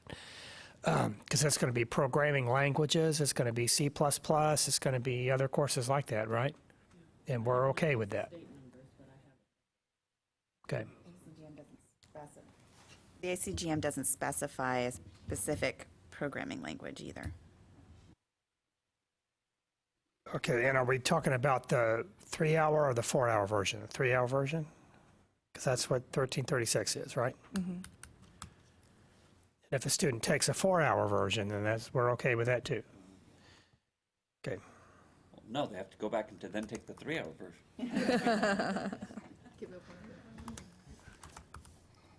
No. Yeah.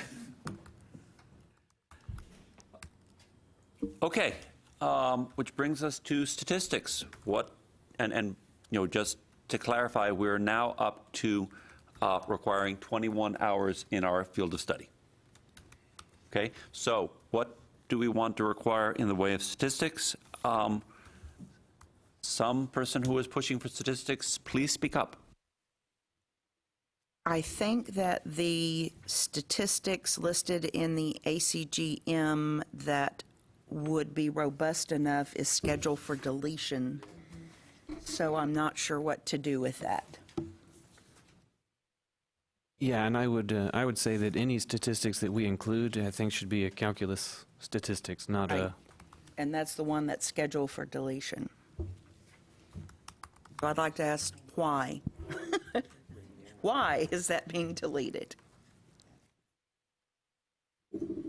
Courses are deleted either mostly because of low enrollments. If very few institutions are offering that course, or if they're offered at very low enrollments, and if the trend has been going down for several years in the number of colleges that are offering the course, then it gets deleted from the ACGM. It's not a judgment call. Nobody sat down and decided this course isn't worthwhile. It's just, just enrollments and number of colleges offering.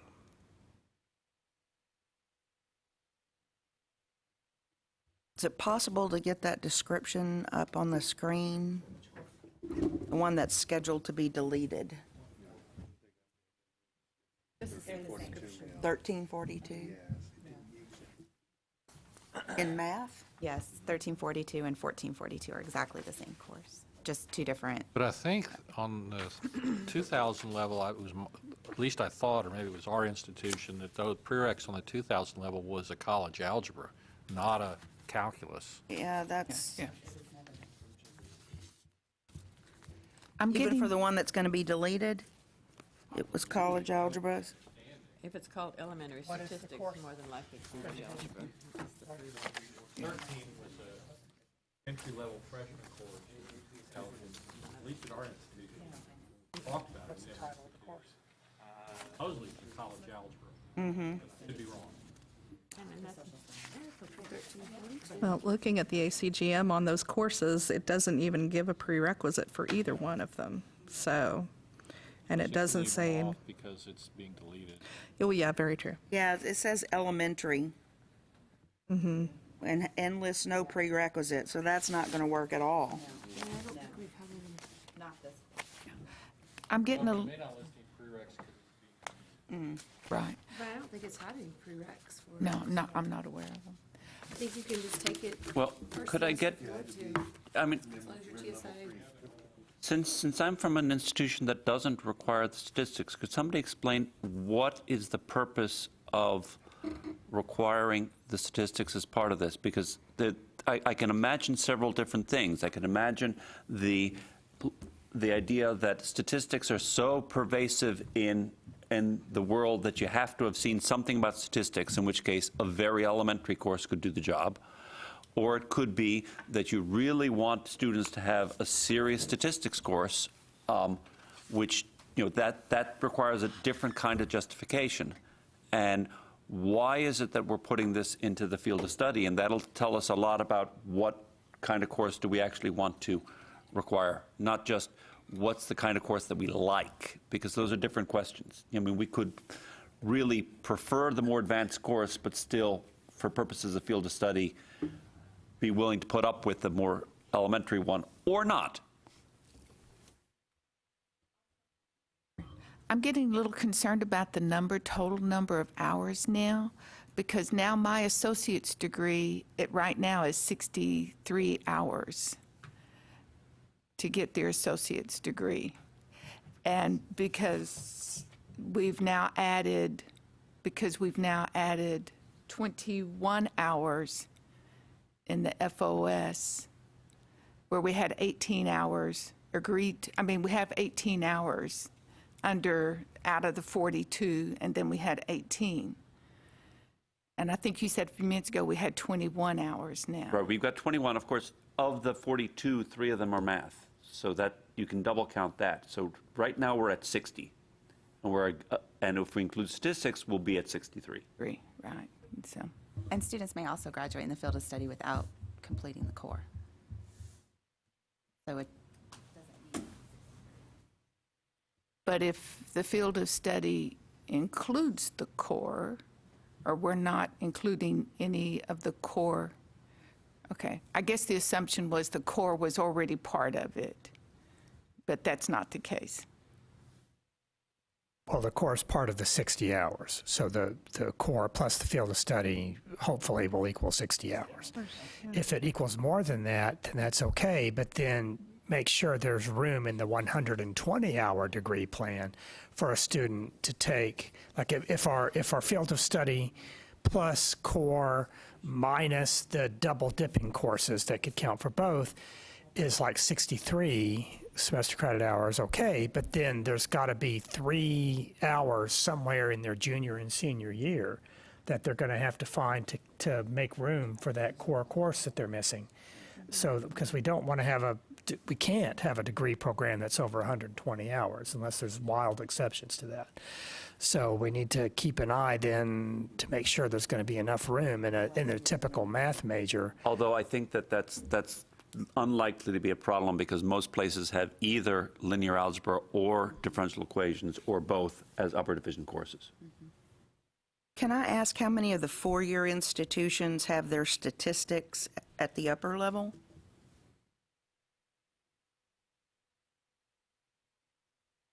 Okay. So it looks to me like we're an outlier, and the solution to this would be for me to go back and say we need to take this out of the lower division.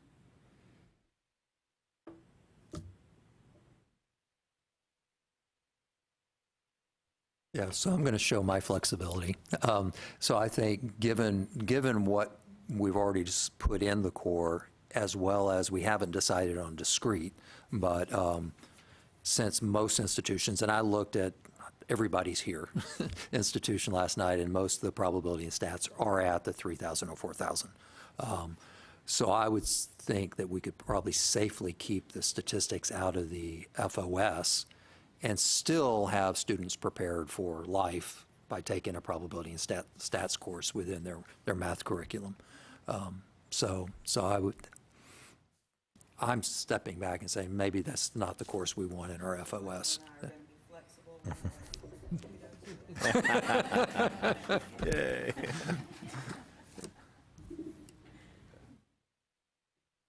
I did have a question concerning the specifically the associate's degree, is it not possible for you to like assign these math hours to the 6 in the science? Because I'm still not exactly sure how it all works. No, because there are core components for math, and then there is a core component area for the life sciences. And so I misspoke. I'm sorry. I meant the COA or CAO, curriculum addendum optional. oh, those are the Component core area 90. option, yeah. The 90 area is what I'm assuming he's talking about. Yeah, the ones where the institution is at their option. My question is that suppose that we just keep piling it on. Is it not possible for y'all to move that into that other category? That's my question. Okay. From an institution's perspective, those core component areas for 90 optional have already been allocated into other areas. And so and because I'm part of a district of 5 colleges, it would not just impact me, it would also impact the other 4 colleges for us to then reallocate or redefine what core component 90 area is now. And so that would be a huge undertaking. So I think the upshot is that we're kind of full, we're not bursting at the seams. So that, as with the statistics, it would be somewhat burdensome, but not seriously so, to put in another course. And is there any, does anybody want to push for including a discrete math component or anything of the sort? No, I think we're already at our max. If we're going to try to stay with the 60 hours, we're there, I think. Okay, so we're basically, If you add more, is we're there a gonna go general over. consensus of, may I be excused, my brain is full? Okay, so that would suggest that we're done with the FOS for vanilla math. Does anybody want to either add or delete or tweak or otherwise change what we've got as our FOS for vanilla math? I still think, did we decide not to address the science requirement? Well, that was going to be my question, so the science, there's 8 hours of science there in the associate's degree. How do we as Texas A&M say for any of our degrees, you must have calculus-based physics? How is there, and I guess this is a question for Alan, how do we do that? Natural science is part of the degree, but if we want to make sure that we don't have math majors transferring in with a year of biology and having to count that because we feel like mechanics, Newtonian mechanics is what they need to see, then I would be okay with adding the physics, the calculus-based physics to the field of study. We have that as the electives for Well, is our there any- math majors. I think you could do that and count for your core at the same time. right. I have I have 2 concern. questions. Oh. I have 2 questions. One, is there anybody that has a math degree that requires, let me rephrase it. Is there anybody that has a math degree that doesn't specify a particular science? Or is there anybody that has a math degree that that specifically wants physics? How much flexibility do we have? Is it okay to require physics? Texas State doesn't require any specific science for Okay. any of its majors. Neither does Mathematics. UT. Okay. In there fact, any- we've got quite a number of students that don't take physics that would. They don't take physics, but are they required, say, a full year of some science? Oh, yeah, they take Yeah. science, Yeah, but they yeah. don't specifically Yeah. take physics. Right, yeah, I was looking at those degree plans last night, and UT Dallas, for example, has, math and applied math, physics, the university physics, but for the statistics specialization, they require either university physics or chemistry. So I had, in my communication last night to Alan, had it said, for sure physics, university physics, calculus-based physics, but then I also listed as an or the chemistry because of some schools having that as a special, as a either physics or chemistry. So I guess we could for sure say physics is a must, and then maybe have some ors for allowing for other, wherever they're going to transfer to. Because we've just listed like life and physical sciences core without specifying, you must take physics, because we look at where they're transferring to see what would be the best fit for their life science. And that way it fulfills their core requirement and their transferability to their institution. Now, So- for our science core, it's open, but for a math major, we have that as our electives that they should choose for their science. I It's the still have a physics. concern within the field of study putting specific science courses. I feel like students should have a choice in the science that they want to take. I've got a question for Yvette and Jennifer. Basically, the requirement that they specifically take physics, is that a general purpose, it's good for the soul, people should know physics, or is it that they really need to know physics in order to do some of the math courses that follow on? Because if it's the first, it shouldn't be too hard to just put up with a few transfer students not having gotten not having complete souls. And if it's the second, then we've got a problem. Well, my other question is, I mean, that was a question. I mean, I'm sorry. I mean, what Well, I think that for us, it just is the science that makes sense, because calculus is the tool in which physics solves its problems. So it's really more like applied calculus, if you will. So, and if you're going to end up teaching calculus and you don't know any of the physics applications because you haven't had physics, that just seems like you're shot in the foot. Yeah, I agree with all that. And UTD has, the BS has 3 options, a math option, an applied option, and a stat option. The math option requires physics for the same reasons.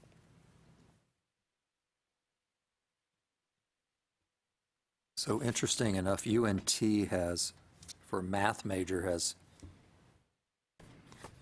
5 options for completing the science requirement. There's, the theory is there's a breadth, so you should take your physics, chemistry, biology, and then there's a depth requirement, and that's what the options allocate. So if we don't include science in the FOS,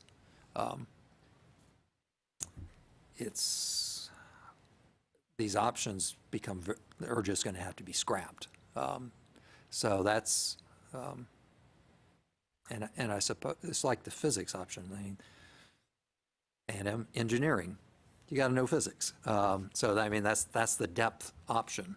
So I don't think we'd run into trouble to specify the first semester calculus-based physics. That seems to be common no matter what your approach is.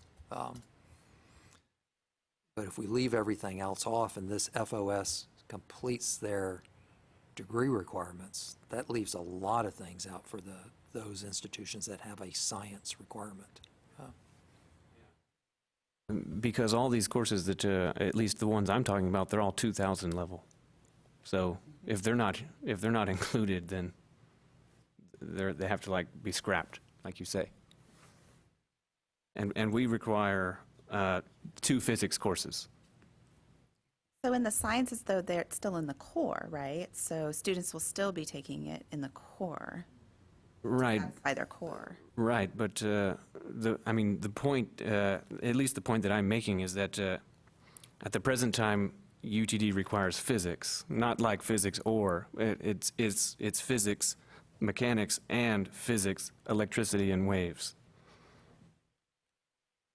So what he's saying is if we leave it open, then all of us who require that first semester of physics, calculus-based physics, will have to just scrap all that and take biology or chemistry or geology, God forbid. But we could, but from our perspective in terms of advising our students, because we may have them listed in our core that the student can take them, but I think it becomes an advising issue for us to make sure if the student is going to A&M, that they do concentrate on physics and not take chemistry. I hate to start adding more things to the FOS, and then so I'm just getting concerned. Yeah. I've got a degree in physics, actually about 3 degrees in physics, but my PhD's in physics. So it's not that I don't appreciate physics, but we do have a substantial number of majors that come in from different areas. That, for example, for our BA, we have a lot of double majors from the humanities that sort of approach mathematics as sort of the queen of pure thought. And there are others that for whom physics really is essential. And I would be very reluctant to close the door to the people who are coming at it from the more humanistic directions. That said, it wouldn't be the end of the world to include a science requirement. I mean, I'll vote no, but I won't be heartbroken if it passes. The other last thing is, I wonder if we can just put, if we don't include it as a requirement, if we can just include language saying that we strongly recommend that students that are pursuing the math FOS make calculus-based physics part of their science requirements. Just make it a recommendation rather than a requirement.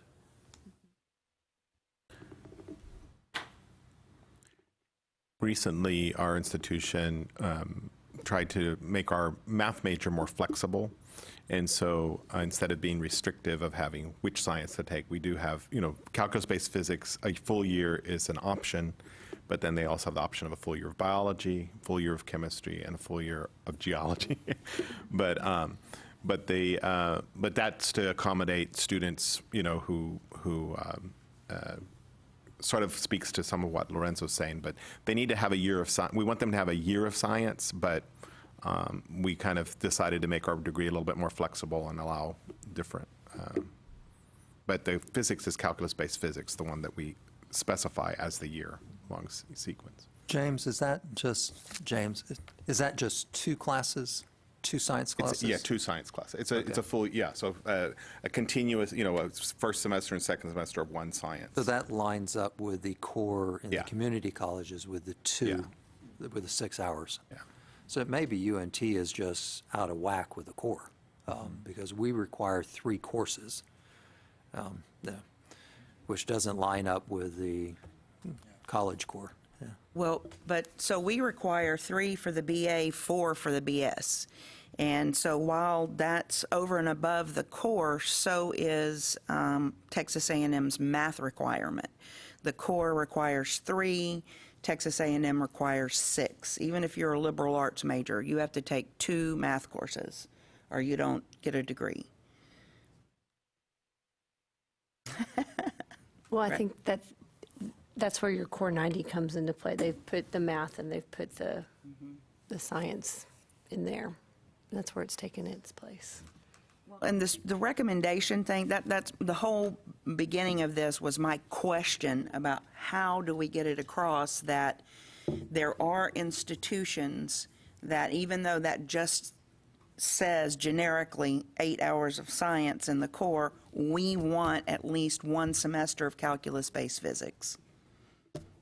I agree. It goes back to advising. When we're advising, we ask students exactly what university are you planning to transfer so that they know and then they have to satisfy the requirements of that university. So it's still 6 hours in the core of a science, and if they're going to A&M, they're going to take university physics or for UNT. But I think the answer to how do we require it is that if we don't put it in the FOS, we can't. Right. That if we don't have it in the FOS, then somebody who completes the FOS and doesn't take physics and goes to A&M and says, ha ha, I don't want to take physics and you can't make me, you can't make them. Right. And not to speak ill against advisors, because there are good ones. We have great advisors at Texas A&M, but we also have advisors who are not on the ball. And I would venture to guess that even at your two-year institutions, you have advisors that are great and watching for this kind of stuff, but you're going to have advisors that are not. So to me, to lay it and say, we're going to just lay this in the advising lap makes me very uncomfortable. And I understand that completely. I guess I'm getting confused because physics is a science, and so I think I'm confusing myself then. My understanding was that the math, we couldn't ask them to take another undergraduate class when they transfer if they are complete. But in the sciences, like if they finish 2 sciences, then you accept any science? Is that even true across disciplines? Doesn't it say all lower division courses? I mean, I guess I'm confusing myself now because I keep talking around. Does it still apply to the sciences that we have to be very specific about what course? Otherwise, it doesn't count. Like the same conversation we're having with differential equations and linear, or was Well, we that had just that for same math? conversation with computer science. And, Yeah. I mean, We had to we specify. were very specific. Well, because computer science doesn't. I mean, that's the course. There is nothing else. Programming that's the course in computer science. I guess I flanked out on that one. I don't understand. There are many computer science courses we could have picked, right? But we chose 1336 or equivalent. Or above. Or above. So there are many science courses that could go into those hours, but we're specifically saying 1 semester of calculus-based physics. Okay, I'll sit here. I guess I'm confusing myself because I guess I have a different philosophy on Well, I'm just trying to science. clarify your question. Maybe I'm Yeah. confusing myself. I don't. I have a sense that we're not actually making progress right now, that we don't have agreement across the board, but that the main issues sort of are on the table, that there are some schools that require physics and would like to see physics in the FOS so that all of their transfer students contain physics. And there are other schools that say, well, physics is great and maybe it should be recommended, but we would be uncomfortable requiring it because we get students from other areas. And that what we really ought to do is lay out a motion and vote on it, and whichever way the decision goes, then we're done and we move on. So is there a motion? I move to add calculus-based physics to the FOS. 1 semester or both?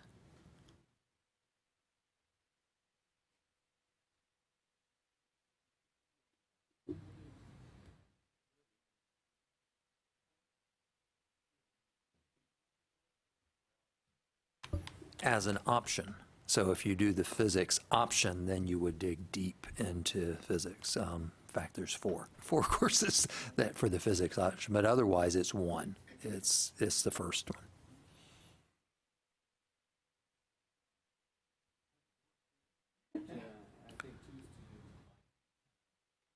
So I move to add the first mechanics calculus-based course. The 1 semester of calculus-based physics. Yeah. Okay, do we have a second? Second. I figured that you did.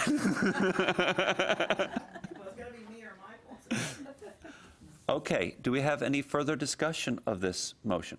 Yes, I want to be sure we know what class we're talking about. We're talking about college physics 1 3-hour, college physics, It's a 4 hours in the lab.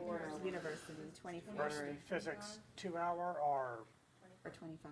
the one with the lab, though, wouldn't it be? Yeah. 24, 25.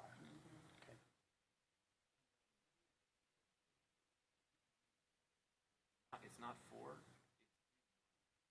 Okay, It's the same thing. It's Do we want to three or 3 plus 1 for the field of study? What are we voting on? So is that the 23, 25, 21, 25? Yeah. So it would be 24, 25, or 23, 25, and 21, 25. So either one of those would work. Okay, so 4 hours in all. 4 hours. Okay. That is the motion. Okay, do we have any further discussion of this motion? So if they only do one physics class, they may not transfer core complete, right? But they will Correct. have They won't- transferred field of study That's correct. complete. Because they'll be lacking in that physical Second science area. science So, class. and for us, they have to stay in sequence. In other words, if they start with physics, they have to take 2 semesters of physics. So they can't take a physics and then a chemistry. So we're forcing them into taking both semesters of physics, which will probably handle your situation. But now those are 4-hour classes, and the component area is 6 hours. So now I have extra hours again. Well, but we have a That's for Tennessee. Tennessee. That's how it is in Texas, too. Yeah, on our degree plan, we have Life and Physical Sciences Course 3 and Science Lab is 1, so there's the 4 hours. Yeah, and then we have 2 semesters of that, so there's the 8 hours. So if we have a student that starts with University Physics 1, they'll take University Physics 2, which will satisfy their core, and that would satisfy the field of study. If they take 1 semester, then they wouldn't be core complete, they would satisfy the field of study, and then that's kind of a weird place, because like, why would you not finish your physics sequence, because you need that to finish your associate's degree and to finish your core. But if a student takes a different science, then they fulfilled their core, but they haven't fulfilled the field of study, and they could be made to take the other science, like say somebody does physics, but then they decide they want to, when they get to UNT, do the chemistry emphasis. They've completed their field of study, or they haven't completed the field of study because they didn't do physics, but then they could take the other science. I think I'm mixing myself up. I'm talking too fast for my brain. Coffee's kicked in. Yeah, so if they take physics, they would fulfill their core and the field of study, but if they took a different science, then they would still fulfill their core. They wouldn't fulfill the field of study, and they could be made to take the science that's required at the university they transfer to. Am I making sense? No, if it's, No, they wouldn't They be. wouldn't wouldn't be be able- required, because that has to come in as all of the lower division courses. So none of us could require physics if they took biology. So if they Okay. took a different science, but it's not in the field of study, though, because we're saying physics would be in the field of study. Right, so if we don't specify physics, then when they come to our institutions, that counts. We can't require them to take physics. Because physics was not in the field of study. Right. It is. Okay. But then, And I'm sorry. Go ahead. I have a question for the two-year schools, because I keep hearing they've got to have a lab science sequence or they don't get an associate's degree. We have students that take geography and anthropology and some other 3-hour science that transfer into A&M all the time. Not into the STEM majors, but they transfer into liberal arts and education. And so what are we? See, ours is 6 hours for that core component, not 8. And so therefore, our students can take a geology course and something else and meet core and transfer in, because ours is 6, not 8. So I guess they could do, Everybody, ours is 8. So so if we got someone from you with 6, they wouldn't have completed their core. We are 6 hours for the sciences, but we require the other 2 for the labs fall into the core 90. So they are required that's to where you do moved yours to. 8 really total, but not 8 specifically for the sciences, if that makes sense. UTD I does the think same so. thing. Well, Sorry. But based on what Billy said, though, I think that we have to think, if we include physics, even though I'm supportive of it, but if we include calculus-based physics as the one course in our FOS, and then somebody wants to go somewhere where they want to, say, pursue math biology or pursue something else, then we're asking that student then to take an extra year of courses, right, before they get to the university, right? Because so they would have to take a full year of biology, or based on how your structure is, right? If they didn't want to take the second semester of physics, they'd still have to take a full year of some other science, right? Does math So that's biology my have a question. different? So it- Why? So why is that sequence required if that's not a specification anywhere? Why is it like? So why can't a student take university physics, calculus-based, And then take a different and science. then take I don't know. biology 1? I don't think that violates any rule. I don't. Okay, if I said that, then maybe I misspoke. I just assumed, I guess, that if students started with one, they would take the second, but not necessarily. No, Yeah, there's no I'm not- rule. There's no rule there's no that rule. requires They that. have to take them in Right. sequence. Nope. Okay. You're not, no, Okay. nowhere is a sequence part of the core or So they could requirement. do University Right. Physics 1 and then Chemistry 1 if they Right, wanted to. Chemistry Yeah. 1 or Okay. Biology 1. Yeah, just reading ours, it just says in a comment, a 2-course sequence is recommended. Right, just Recommended but not recommend- right. required. Mhm, Okay. Not required. Okay. Okay. Yeah, I thought that you had said that it was required at your institution, but okay. Oh, okay. Yeah, and I don't know that, so it could not be. The yeah. reason they can't require that sequence is for these majors that come in, like to liberal arts with the geography and the anthropology, and because there's no sequence there. So sequence is not required. Okay. Can we move forward with the vote on the motion? Have we, We're going to add physics. okay. So we've got a motion to include 4 hours of calculus-based physics, and we've got, what is it, either, 24-25 or 23-25 plus 21-25. So that's the motion. All in favor? All opposed? Looks like the motion carries, what was it? Sorry. There was five no votes? Was it 9-5? Let's do it again. In favor? 1, 2, 3, 4, 5, 6, 7, 8, 9. And it was 5 opposed, 9-5. Okay.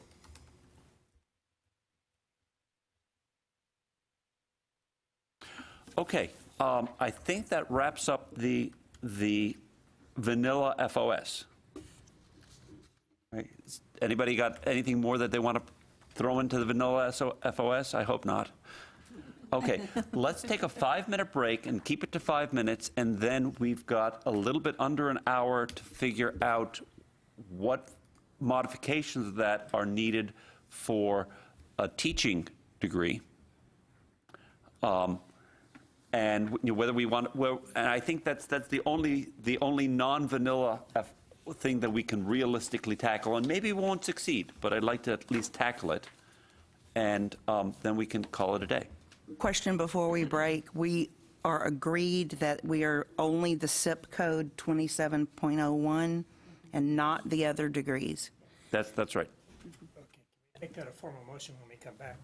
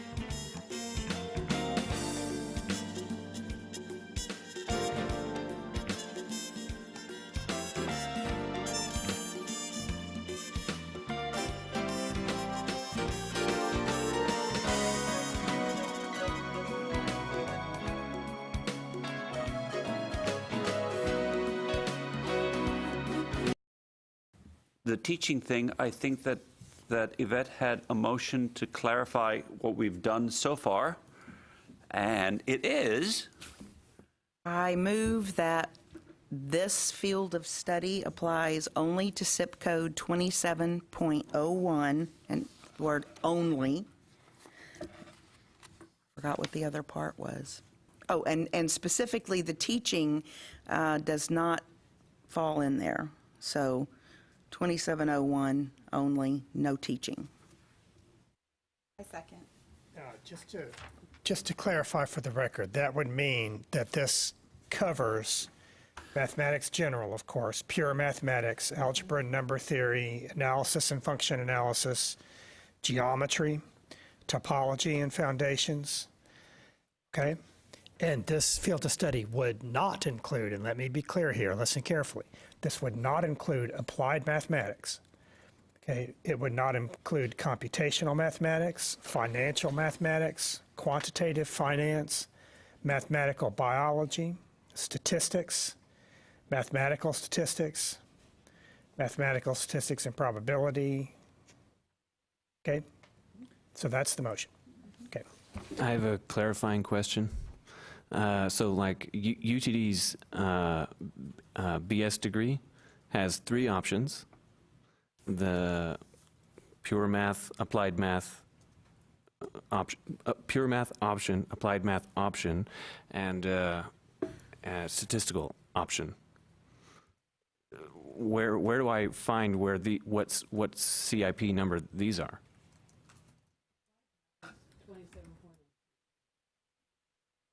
so basically, the field of study would apply to the first of those degrees, it would not apply to the second or the third.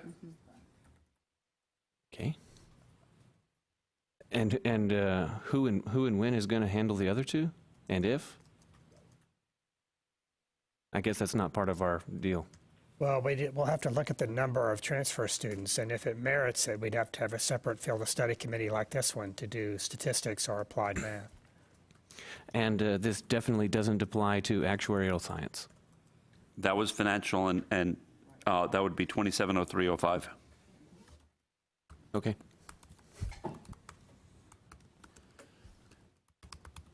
Discussion? All in favor? All opposed? Did we have a second, though, of that motion? Yes.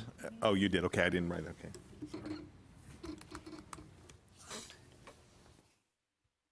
Okay, so we're done with that. Now let's take up the teaching. And, you know, for the teaching, we certainly want to include calculus. When I spoke with the, I have yes, one question. When you say teaching, can you specifically say secondary? Because we have a middle school, and I think we're the only ones that have a BS in math in middle school. So just so it doesn't mess yeah, with those. for people. secondary teaching. Okay, thank you. For secondary teaching, we definitely want to include the calculus. And then the question is, what else do we need? And when I spoke last night with Mark Daniels, sort of the UTeach guru at UT, he was, you know, saying that the foundations and the functions and modeling class was a really big deal. That basically at all of the places that have mirrored UTeach, that has become an extremely popular class. And the other lower division requirement that we have is 2 hours of field work. That the way it's done is that there's a 1 hour class which is going out and observing elementary teaching, and then there's a 1 hour class that's going out and observing secondary teaching, but it's 2 hours of field work. And that there wasn't any need to specify such and such course or whatever, but to have something that involves field work was important. Now, I don't know if that's consistent with what other schools require or with what other schools offer. I'm just throwing it out there. About the other subjects, he was saying, you know, linear algebra and statistics, those are important. Differential equations, yeah, they can take that later. And I don't think we talked about programming. That observation, is that the only observations that they make before they do student teaching? Or do you have some other? Because at Texas State, we don't do that at the sophomore level, but they have a block where they go out for a whole semester and observe and teach, and then before they actually do their student teaching. I But those think are that upper- happens like junior or senior year, I'm not certain. But you still have that. Yeah, it still happens, but this isn't the step 1, step 2, the 1 hour. Those 2 1-hour experiences are to get them into the schools early, right? And But then they do have their junior experience They and have then a their student block teaching. sort of Yeah. thing, and then student teaching after that. Okay. Because we don't have that early observation in our program.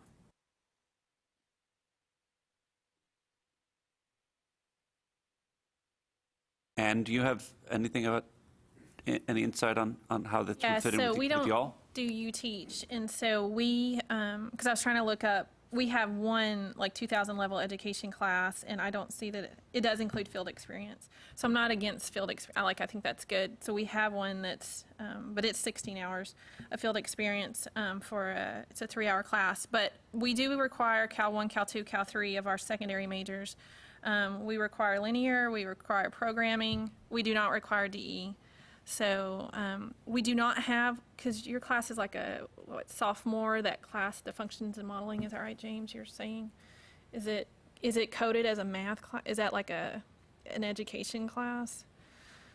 What's it? At our institution, the step 1, step 2 has a Education. SCIE prefix, or it's not a math prefix. Okay, so I figure we could work with that. I mean, because a lot of people do you teach. So the only thing, if we're kind of looking at what we did before, we don't have DE required for them, but everything else, well, in the calculus-based physics, they don't have to take.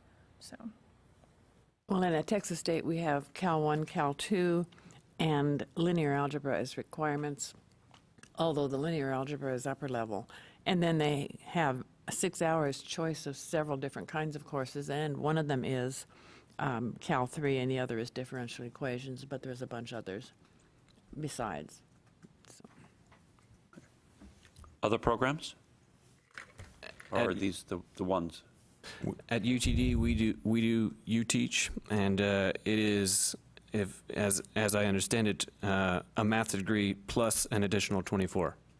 Like, it's just, you have to add these 24.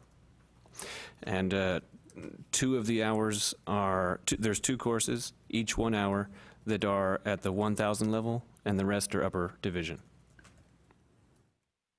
So at UHB, the lower division part is exactly the same with the general math. All those teaching and the education portions are all upper division classes.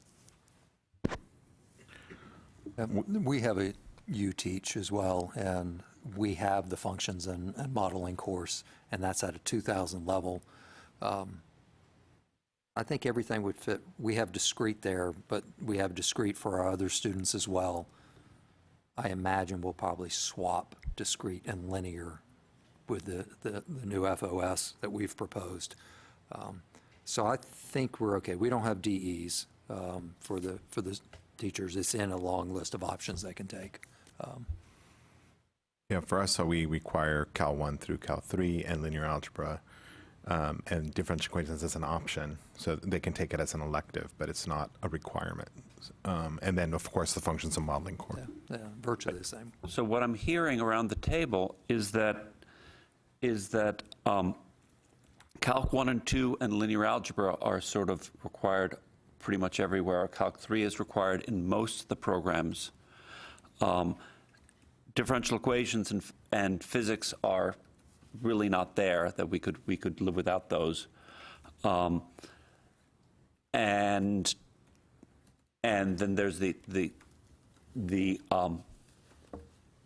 for all the you teach things, there's the functions and modeling class, and there's the 2 hours of field work, the step 1, step 2.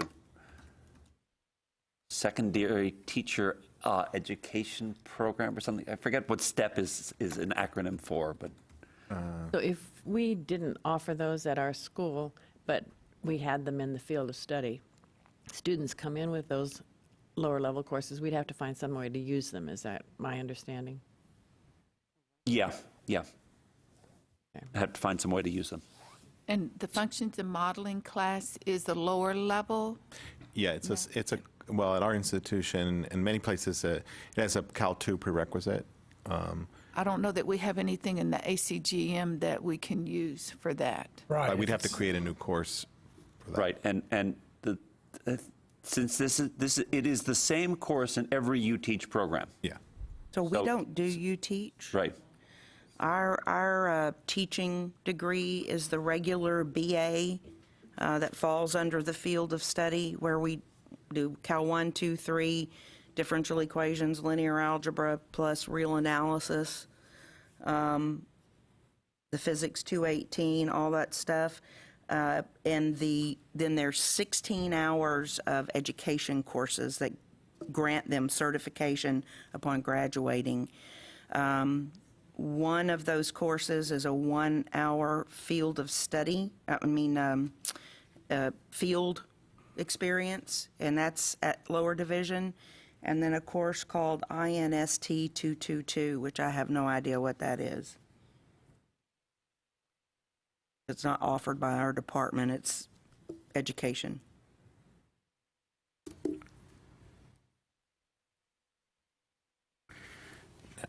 Well, this may clarify some things or muddy them, I don't know, but we need to be limited to the courses that are in the ACGM unless there's a wild exception when we want to add a new course to the ACGM. Currently, these functions and modeling, right, is not in the ACGM, right? Right, and that's something I would like to see it get in there. And the field experience course is not in the ACGM. Am I right? Right. But can we put into a field of study 2 hours of field experience, without a specific course number? No, we'd have to have a specific course number to do that. We'd have to have it regulated. We'd have to have it defined. We couldn't just say, 2 hours of field experience and just throw them out and just say, good luck. We'd have to have a course to support that. Now, there are 2 courses in the ACGM, the Mathematics for Teachers 1, Mathematics for Teachers 2. That's Math 1350, 1351. No, that's not going to work. Those are for elementary teachers. So we also offer those. Those are for elementary, yeah. Right. We do those with our 4-8 majors, so that's why Lorenzo was trying secondary certification. So yeah, we don't do it for our secondary people, so. Okay. Well, if the courses that institutions are typically requiring for a teaching track, the forms and modeling and the field experiences aren't in the ACGM, then I don't know, it's your decision, but you might want to consider just leaving the teaching thing alone and just making this field of study for your math majors and let institutions have set up their own requirements, whether they follow UTeach or don't follow UTeach, and direct students their own way. Either that or we add courses to the ACGM, which we can do, but that's going to slow us way down in the approval process.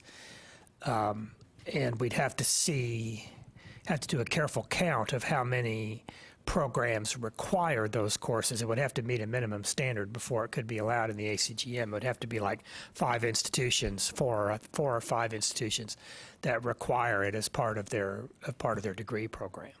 Well, I think we've got the 4 or 5 in this room. 5, yeah. I was gonna okay. say, because, there are many other institutions that aren't here that are part of the UTeach model that have adopted UTeach that are in Texas even. There's nationwide, there's 44 universities that have about 40, maybe it's 42 universities that have adopted the UTeach model. Well, we'd also have to have 4 or 5 colleges that teach it. Colleges. Be added to the ACGM. You're saying the community colleges, Right. Not just universities. Unless this committee decides to add it, in which case this committee could override our usual procedures and just go ahead and add it straight out. And then colleges would begin teaching it, assuming that they could and had the staff to do so. Well, I think that if that is a way to encourage, if there's going to be a significant number of transfer students that go into mathematical teaching, I think that this course is going to have to get into the junior college curricula, and that putting it into the catalog would be the way to do that. I think that it sounds like getting a teaching field of study out today is not in the cards. But I think we should at least consider putting the functions and modeling into the catalog. Okay, to that end, can you read into the record the summary of it, so I can know exactly what we're talking about? I'm talking about the course description. Yeah, the course, James, can you look up the course description for the version that y'all have? Yeah, I'll look it up real quick. So functions and modeling. Students engage in explorations and lab activities designed to strengthen and expand their knowledge of the topics found in secondary mathematics. Students collect data and explore a variety of situations that can be modeled using linear, exponential, polynomial, and trigonometric functions. Activities are designed to have them take a second or deeper look at topics that should have been exposed to previously, illuminate the connections between secondary and college mathematics, illustrate good as opposed to typically poor, sometimes counterproductive uses of technology in teaching, illuminate the connections between the various areas of mathematics and engage them in serious, non-routine problem solving, problem-based learning, and applications of mathematics. While there is some discussion of how the content relates to secondary mathematics instruction, the course primarily emphasizes mathematics content knowledge and content connections, as well as applications of the mathematics topics covers. This course is part of, and then says this part, then it just describes that this is part of the You Teach program. Right. And I have a hunch, I don't know this, but I have a hunch that the description in all the other universities that give the same course is going to be word for word the same. Very similar. What was the number? We call it 2330, Math 2330. And I was reading directly from our catalog description that we have. And in terms of it being offered at the junior college level, it is offered at Austin Community College. I don't know if it's offered at any other.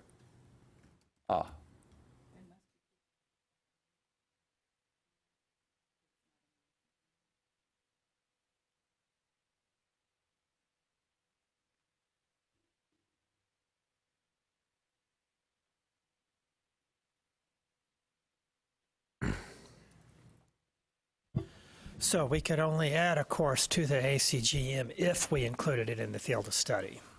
So the vote would have to be, do we have a field of study for teachers? And if so, do we include forms and modeling? And then if so, then that would be part of the ACGM. We can't just add a course to the ACGM because we think it should be there and then not include it in the field of study. We don't have quite that much power. It's only if we need a course for our field of study, then we have the authority to add it to the ACGM. So I have a kind of a question about, so if we today don't decide, if we don't specify a field of study that includes math teaching, does that mean that another committee will be convened to decide that, or what happens to then the people? I don't think so, since it's not really one of the top 50 transfer programs. Mm-hmm. There's not, I mean, we can only afford to really construct fields of study at this point for pretty popular transfer majors. And we'd have to run the numbers and see how many teachers, math majors go into teaching. But our preference would be that the field of study could cover the teaching programs. But if you want to specifically exclude those, then that's something that we need to be clear about for the sake of those students who are going into teaching. Any student that would finish the field of study for what we just talked about, the pure math, could transfer to Texas State and get involved in the certification program without a problem, because everything beyond that is upper level, and they would not be at a disadvantage. They would have had courses that would count. Right. Well, I think that at any of the You Teach schools, that wouldn't fly. It wouldn't work for us either because our field experience course is a lower division course.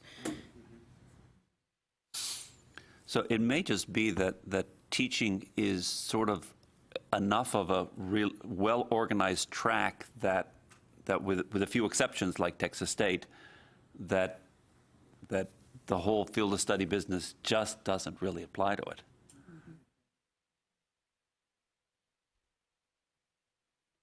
I move that we leave the teaching tracks out of the field of study. I second. Discussion? Or have we already beaten this to death? All in favor of the motion? Opposed? Done. Do we have any more business? I did have one question. I don't want to like throw a wrench in the works, but so Calculus 2413 is our lowest requirement. And for some other courses, we were very careful not to include anything that had an implied prerequisite. But, you know, Calculus 1 does have prerequisites. How is it that we're, like, skirting that issue? Because, like... Well, it doesn't have course prerequisites. It has, you need to know your high school math pretty darn well prerequisites. At UTD, it does. Pre-cal is a prerequisite for Cal 1 in the ACGM. Yeah. But that's not college pre-calculus. That can be satisfied with high school pre-calculus. That is No, not ours is college level. pre-calculus. College pre-calculus or TRIG. Do you have a math placement exam that they Yes. can? Okay, well, then that's how you get around that. And we have SAT and ACT Right. scores and, yeah. We have TSI, and TSI is only going to place them at college level.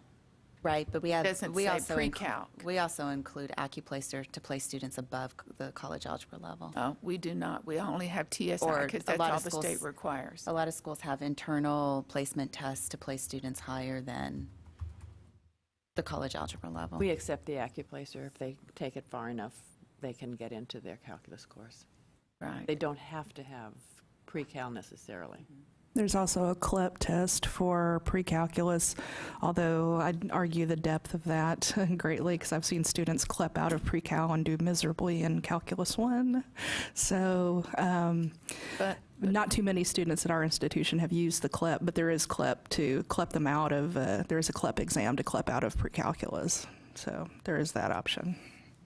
So, but from the state's perspective, TSI is the test that we use to determine that they're college level ready.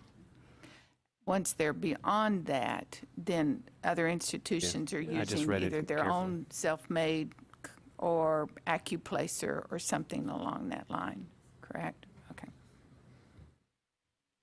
So just for clarification, so we have this field of study that's 27.01 for mathematics that we've, now this includes both BS and BA? Okay. Yes. Okay. But if an institution, say, has a BS with secondary certification, then that field of study does not apply to that BS. Okay. Or if they have a BS in applied math, this field of study does not apply to that. Okay. And then I had one more question, and that is kind of a recent thing at UTD, is we're making all these freshmen take a course, one of several courses, and an example of them is NATS 1101, which is kind of like welcome to school class. And, you know, it talks about problem solving and other things. And it's a 1,000 level course. So Transfer students.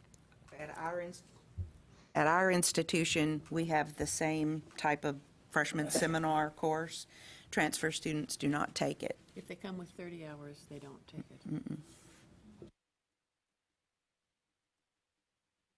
Let me say a note about what comes next. What will happen next is the public comment period, and this could be a minefield, so I kind of want to set you up for this a little bit. This will go out in the next couple of days to be sent to CAOs and college presidents, coordinating board liaisons for public comment. Hopefully the liaisons will forward this to their math department chairs and their math department faculty and the relevant deans. They don't always do that, but they're supposed to. Hopefully they will. I hope that you will take it as part of your responsibility to make sure that the people at your institution and at your system institutions, your peer institutions, get the word about the public comment period. Would be a good idea for it, because you know who the department chairs are, the relevant deans are, to make sure that they call their attention to this. There will no doubt be faculty meetings at the beginning of the semester, and it would be a great idea if this is on every department's agenda for their first faculty meeting when it comes up, to say, here's this new field of study. This is going to have big implications for us, for our lower division courses, especially, obviously, for our transfer students, but for everybody. And perhaps we can drum up quite a few public comments to come in on this, because the more feedback we get, the better. Now, what I want to caution you against is what's going to happen is we're going to get all kinds of public comments. Some of them are going to be very well informed and very contextualized.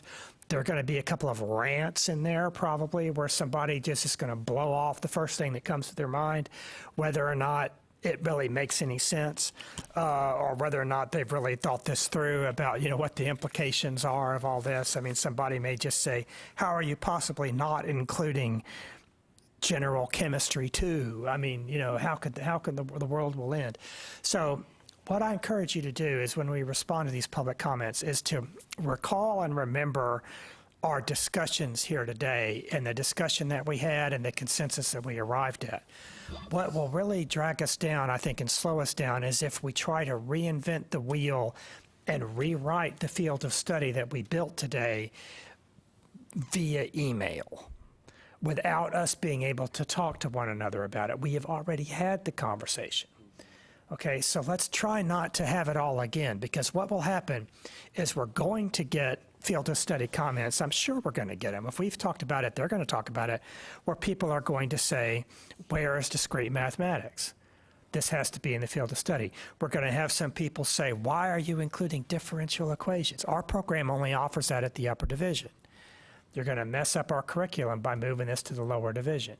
We're going to have people who are going to say, I don't see where this course is going to count as the equivalent in my curriculum. Okay?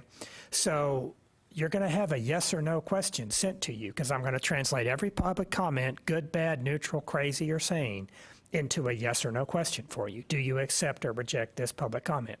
And one of them is going to be linear algebra.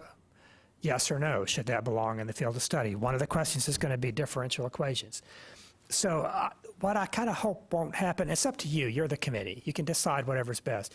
But if the public comment really persuades you that we got it wrong here, and that we really we have a problem that institutions have that we need to fix, then this is the way the system is supposed to work. This is our opportunity to fix it, based on what people say. If you think that differential or linear really doesn't belong in the field of study after the public comments, then let's take it out. But there were close votes on some of these things, and I really don't think this is my opinion, that I really don't think it's appropriate for us to start voting on the public comments as individuals and as what our personal preference might be of what the field of study should have been, because we have agreed now as a committee that this is what our field of study is. And when we respond to the public comments, we should probably be answering as a committee to saying, well, okay, good point. You've either talked me out of this, or we're going to stand by what the committee collectively decided is our best option. Does this make sense? Because I've seen it happen before, where in other fields of study committees, they meet, they arrive at a consensus, and then the public comments come in, and it's fruit basket turnover, and all of a sudden everything is up for grabs, and we're having the conversations all over again. But the problem is that this is a public meeting. It's publicly accessible, and any deliberations between committee members need to be publicly accessible according to Texas state law, Public Open Meetings Act. So we can't deliberate among ourselves while we're talking about the response to the field of study, to the public comments, okay? We can't email each other as a committee. Please don't write an email and copy everybody on the committee saying, Del Mar College made a good point here. I think we should consider blah, blah, blah. We can't do that. It's either got to be an open meeting or not. So I'm going to send it to each of you as an individual. to respond to the public comments. And then what we'll have to do is I want you to see if somebody will make a motion to authorize our two co-chairs to have the authority to speak on your behalf to approve the final field of study on the basis of our poll of accepting or rejecting the public comments. Because if we don't do it that way, we're all going to have to come back to Austin to cast a vote in public about whether or not to accept the changes that we've decided to make or not make to the public comments. Does that make sense? Okay. Let's see. Also, we should authorize the two co-chairs to approve the minutes. After we get the minutes drafted out, I'll send it to each of you for your comments, your additions or subtractions to the minutes. Minutes are going to be hard to write for this meeting. We've really gone all over the place. So we may very well have left some things out or messed some threads of conversation. But after you've made your edits, rather than to take a public, because we need to vote on that, and if it's a vote, it needs to be open access. But if you authorize the co-chairs to approve the minutes after your edits, then that would save us having to come back to Austin. Okay. If we decide to have subcommittees, if, for example, and I'm saying this because it came up already for history and it came up for kinesiology, if we decide to have a separate track for teachers, if public comments come back and say we need a field of study for teachers, and we decide that we don't have the expertise in this room about teaching programs, then we can have a subcommittee. But if we have a subcommittee formed, then we're going to have to come back to Austin to hear the report of the subcommittee and vote on their actions. So be aware that, we may have another meeting after public comments if there's a lot. If there's a handful of public comments and they're pretty straightforward and their comments can be reduced accurately and fairly into yes or no questions, I'll send you all a ballot and we'll handle it that way. But if we get a lot of public comments and the public comments are very general, they have philosophical points, the tone of the public comments is pretty strident and angry and people are feeling very strongly, then it might be the most open and fair way to handle that would be for us to come back and have a face-to-face meeting, talk about them thoroughly in a publicly accessible way, and deal with it then. So I'm not going to promise you that we won't have to meet again after 30 days to talk about the public comments. It just really depends on the nature of the public comments. So what I'll do is I'll compile all the public comments. I will send them to our co-chairs first to ask their opinion about what do you think we should do next. Do you think that these, because I don't want to decide this on my own. I need to have some experts weigh in on this too, to decide whether or not this really merits another face-to-face meeting or if you think that this is okay to deal with in a ballot. And if I send it to you as a ballot and you all feel strongly that we need to come back to discuss, I'll make that one of the questions to ask you. Do you want to come back to Austin? Would you return to talk about this? Then that's an option I'll put in your laps as well to see what happens. But I imagine our public comments are going to be, we're going to have a lot of them, and they're going to be highly opinionated about some of these things, particularly the question of what courses belong at the upper division and lower division. We may get some pushback about computer science and whether or not that belongs in here. We may get some pushback, of course, about the physics, about whether or not we want to determine that core curriculum option. So give it some thought and just be ready for that and what comes up. And it's all right if you want to stir it up a little bit. If you've got listservs or Facebook groups that you participate in with your colleagues who are math teachers in Texas, your colleagues at other institutions, and of course your system institution and your district institutions, go ahead and let them know that this is coming and share the field of study with them and try to drum up some comments, and we'll see where it goes. Are you going to send us a one-page summary of what decisions we made so that if we go to our curriculum committees, our chairs, that sort of thing, we have an actual document that says, here's Right. what we Oh, yeah. decided? I'll send what goes out for public comment will be a write-up of the field of study. It's going to take me a little while to kind of write this up and format it in just the right way. And I want to list all the computer science classes so there's no ambiguity about that. List the various options for the physics classes. Make sure we've got it all squared away.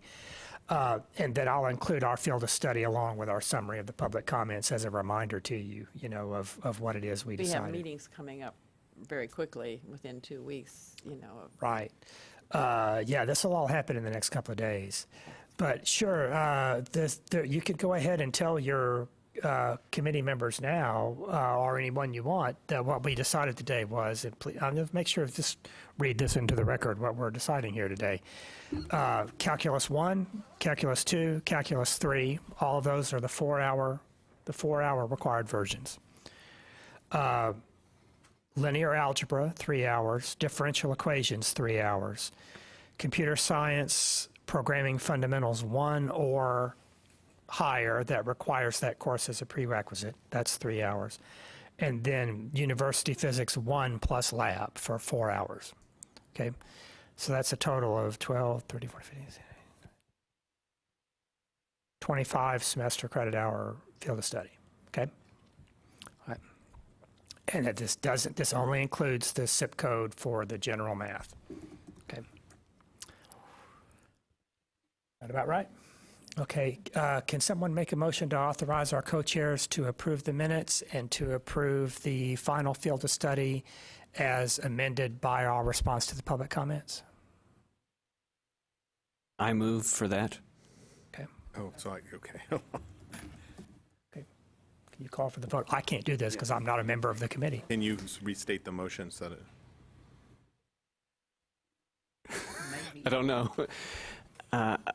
I move to authorize the co-chairs to approve the minutes. What was it? And respond to the public comments on behalf of the committee.